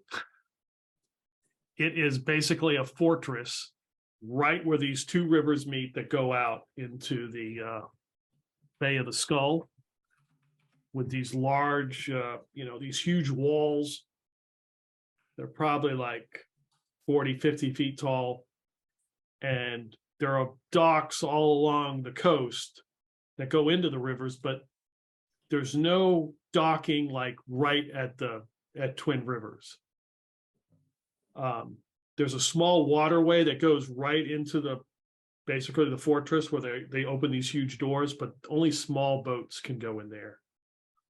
And there's huge rocks everywhere, and you can see the remnants of where boats have hit these rocks or been damaged, and pieces are floating in the flotsam and jetsam. And different boats have docked, and they're offloading goods and taking them in smaller boats and going in these huge double, like, gated doors. If I have described that accurately. So there aren't any like visible docks, but there are docks. Presumably there are docks that are inside these doors. Well, you would have to dock like away from the fortress, like on the river or just outside, and take your dinghy boat into Gotcha. Twin Rivers. Okay. Maybe I'm missing something. If we're going to drop off the ship here, isn't there some way to dock somewhere at all? Yeah, there are We should be able to dock on the river, yeah. and then we just take a dinghy boat inside. Zolfan would start looking for a suitable place to dock. Do they have like any like posts or anything that you can moor to? Yeah, they're all along here. Okay. It's just you have to be super careful because of all these jagged rocks and stones that have been, and obviously it was made, because it was a fortress, because they didn't want people to land on the shore. So, there's docks that reach out, and there's other ships that are docked out here. I mean, you can't just go right up to the Twin Rivers. You got to dock elsewhere and kind of move in. Yeah. Okay, so it's the city that you can't get into by ship. Correct. Okay, I misunderstood that. All right, so Orion's going to And then we might have to wait for the others too. I don't know how you want to do this. See who else didn't fail their save. But Orion's going to see if he can't find somebody who can do some basic needlework and basically get masks for everybody. And being a bard, he's gonna sort of try to train everybody. Okay, the story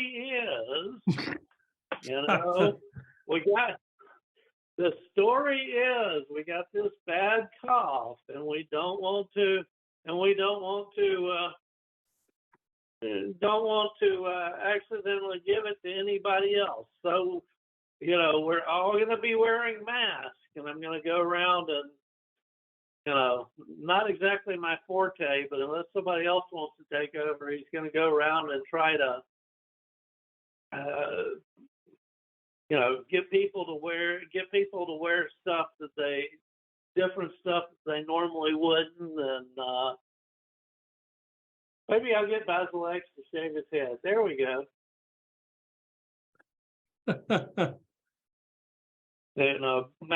Set up mask is a basic way to keep everybody from being, showing their face too much. It sounds like a good idea to me. I would happily be the sponsor for your product. I should be getting a manager soon. It would help that with those sponsorship deals go through smoothly. But for now, we can just I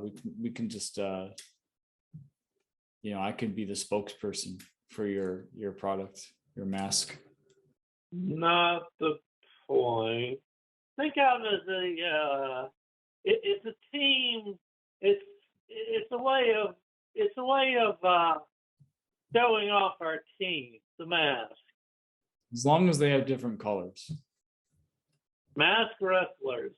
Okay, well, we'll make them different colors for everybody. Basil's on board, and Zolfan would be too. Yeah, Clintok and Felix aren't going to fight it. We might have to leave the tin can on board. He's way too obvious. A couple of you guys have new armor. Let's make sure to show it off. That's stuff that wouldn't be associated with us. Felix is very distinct now, but during the events of what happened, definitely wasn't. Like, he has like these like weird radiating scorch patterns up like half of his body currently, and will forever now, versus like prior he was like pretty plain looking, like nothing to write home about. But now, like, right, it's unmistakable to notice somebody with like weird like trailing patterns of scar tissue up to like one side of his body. Right. He's the one we can get to negotiate now. They probably can't figure out voices, but yeah, weird scars that didn't show up previously is a good one. The way I see it, we need to stock up the ship. We need to dry dock the ship, or have somebody look after it. We need to buy a bunch of supplies based on presumably what's his name, Jaluk's recommendations, and we need to get the heck out. Yeah, Jalak will go with you, and some of the other folks are going to stay on the ship, obviously, to watch it. You dock the ship, and I assume you take a dinghy boat over to enter Twin Rivers. Yep. Sofan's the only sailor, right? The only official sailor. Yeah, You're all sailors now. Right. Well, we'll get he's the only one with a sailor background. We'll get a list from him of the things the boat needs to stock up. And we'll probably have to hit everybody up for, spend a share of money on that.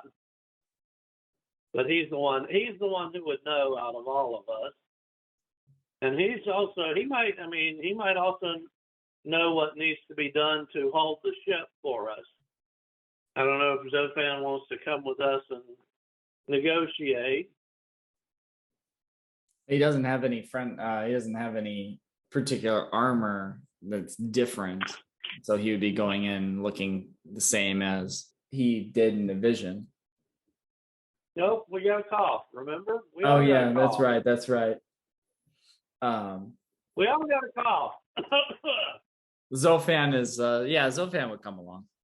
So can we trust Zofan to deal with the ship related stuff if we all throw in enough money to buy the stuff? Yeah. Yeah, I think Zofan would head down to like the sea ward or like the area of the city that like the docks and I'm sure they have like a supplies that you can pick stuff up and he'd take care of that. Well, I don't want to necessarily split the party either. I'm just saying, trying to figure out who's the best for the various jobs we need. Probably, I mean, Jalak can tell us what we need to buy, but as far as buying stuff, Orion thinks that Clintok's probably a good person to follow, even if he doesn't want to work with all of us.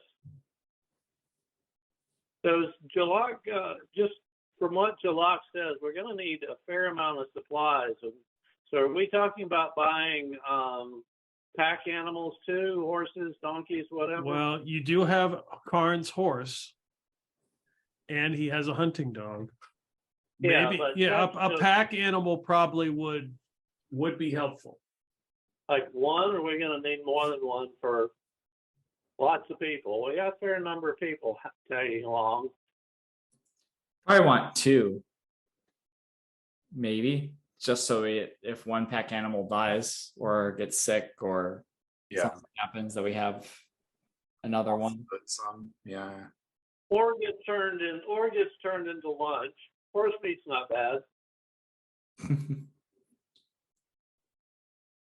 Yeah, I'd say as long as we can have enough food for 2-pack animals, we should have 2-pack animals.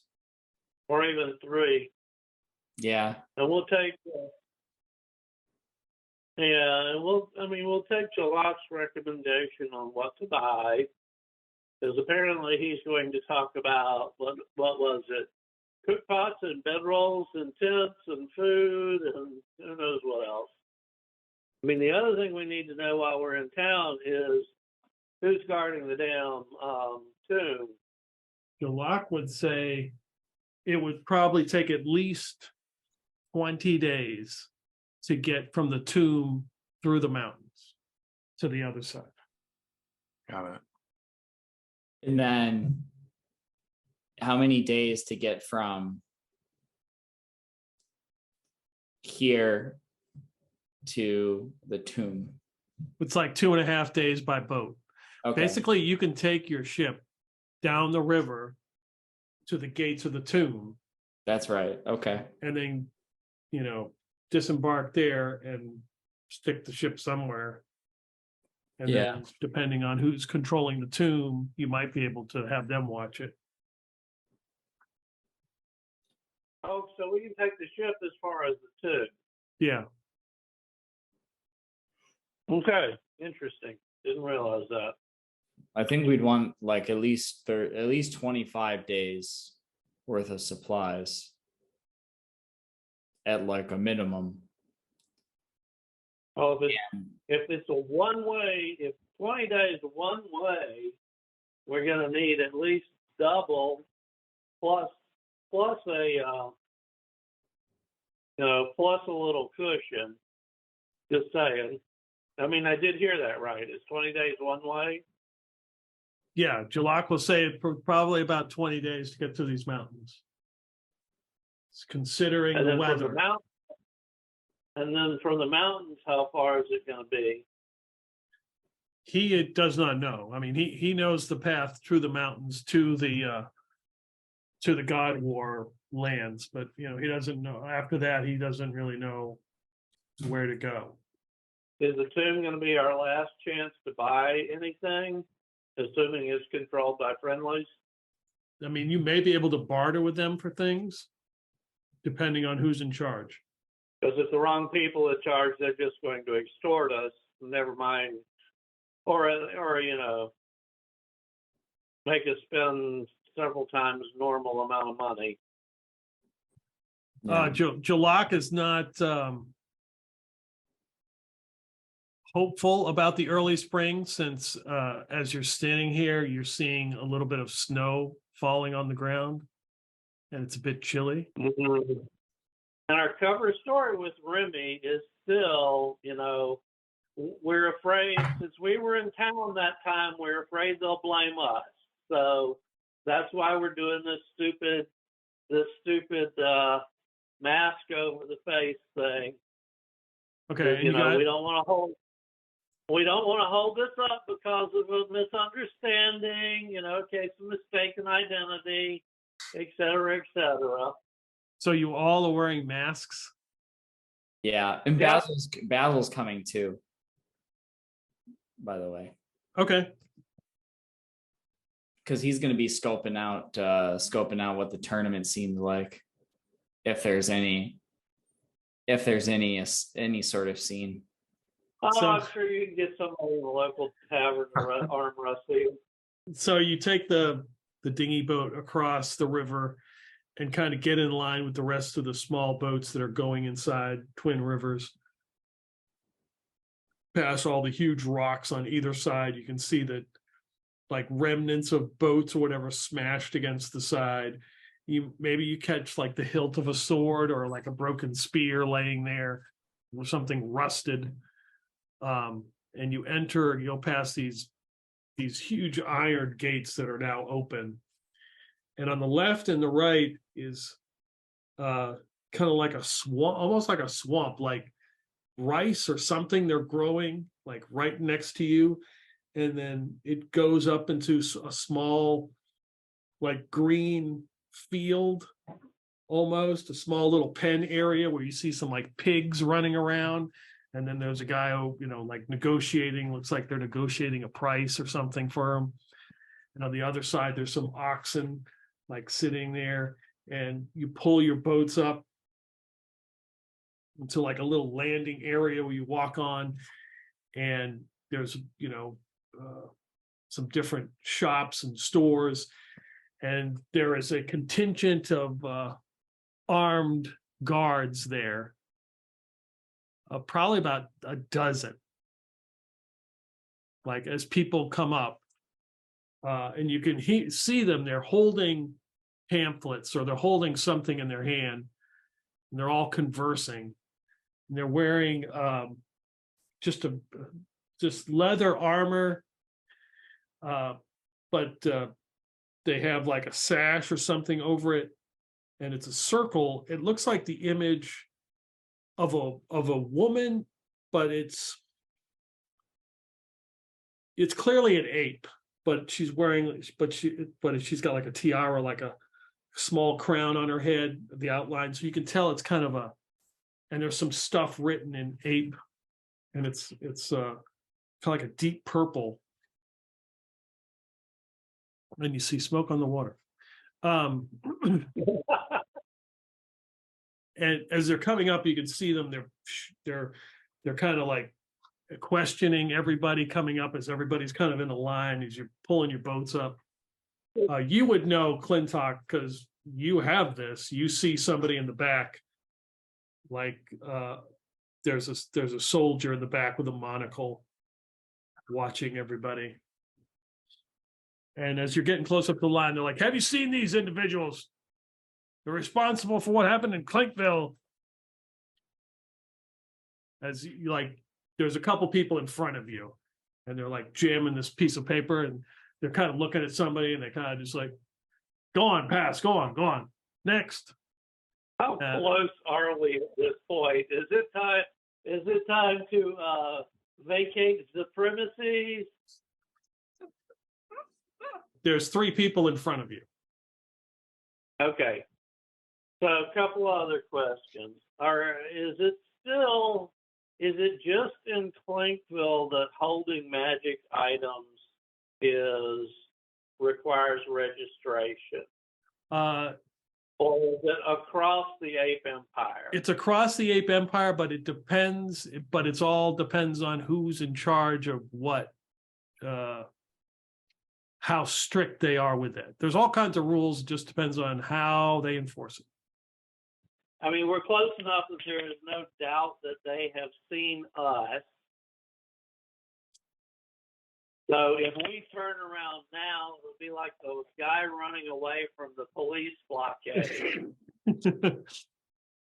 How many people are in line? There's 3 in front of you, and now there's 1 person behind you guys. Who looks the poorest out of the 4? The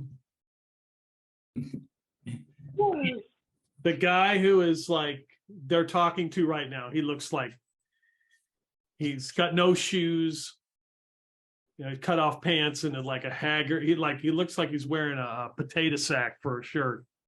Okay. Besides the guy that they're immediately talking to. The guy next to him. All right. They look kind of rough. I'll lean in. If I can get like close enough to him. I'll lean in and say, I've got a bag of gold here, 100 gold pieces. If you start a fight.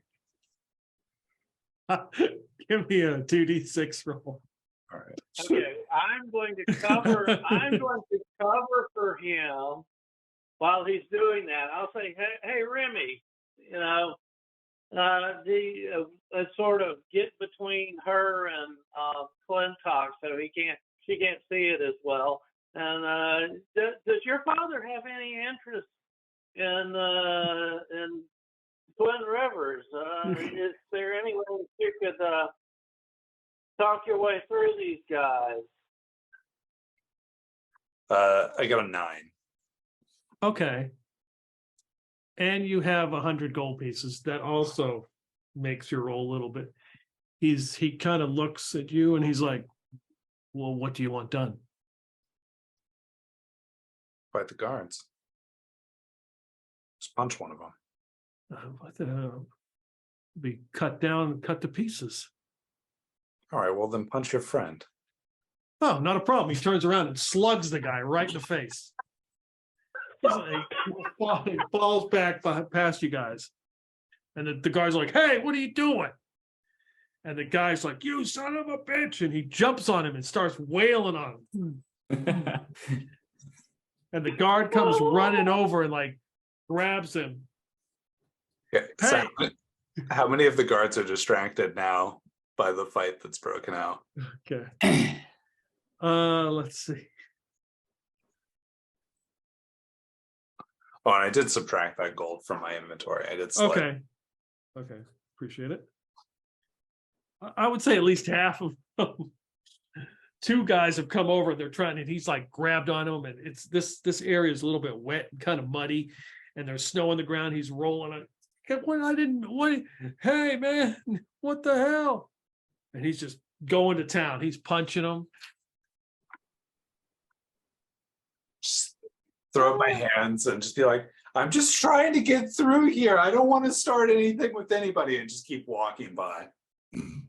Yeah. How far that gets me. Okay. Sure, following. But you guys have the masks on, right? Yeah. Yeah. And one of the guards like comes over, and you can see he's wearing like garlic, or he stinks of like garlic or something. And he comes over and he puts his hand on your shoulder. He's like, hey, whoa, where are you guys headed? I just need to. I wanted to get into the city, and I don't want to be involved in whatever that is. What's with the mask? You guys need to take your masks off. I'm allergic. We're allergic to garlic, and I've got a little bit of something going on. I'm not exactly sure what it is. We've got we've got some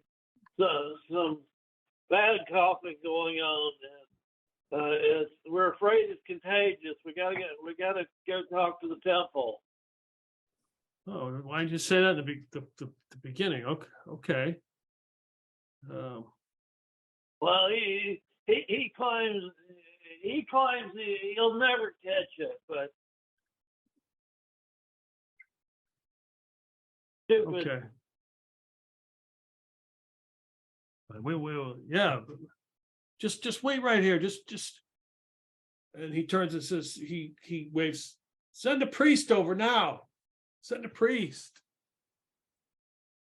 And like on the left side of the street, there is a building that sort of, you realize now, dwarfs all the other buildings. It is some kind of temple. And there's a man, sandals and a robe, but he comes running, long hair. He's like, yes, oh, afflicted, yes, bring them there, escort them this way to the temple of Saint Ventana. I will cure them of their afflictions. Come. And the guard's like, all right, all of you who's sick, and Jalak's like, I'm escorting. Oh, and he pulls to the piece of paper. He's like, have you seen these? And Jalak's like, oh, I don't know who they are. I've never seen them. And then grabs the piece of paper and stuffs it in Remy's face. And she's like, so what's the reward? And we can stop right there. God. What's the reward? I love it. That's good. They figured out how to get all their money back and then some. Nice. I made a random generator All right. for creatures, and one was the adventuring ship. So they were just kind of checking you guys out to see who you were. But 7 was banished creature because the plane of madness is nearby. So that's why I had to roll. I was trying to get, so it was like some kind of sea snake, like from the plane of fire or something. And I rolled up a green dragon. And like in my world, green dragons aren't like that common. So I thought, well, maybe we'll just have a little interaction with dragon. Nice. That was fun. Yeah, cool. It was fun. The Orion has more material for his eventual comedy skit.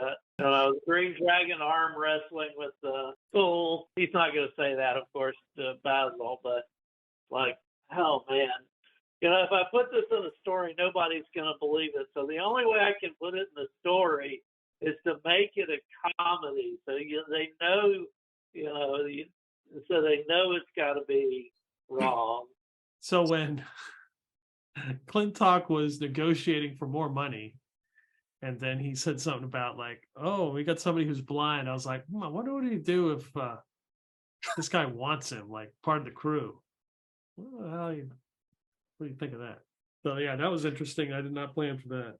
Yeah, I thought it'd be interesting to since green dragons are rare, I thought it'd be interesting to owe a favor.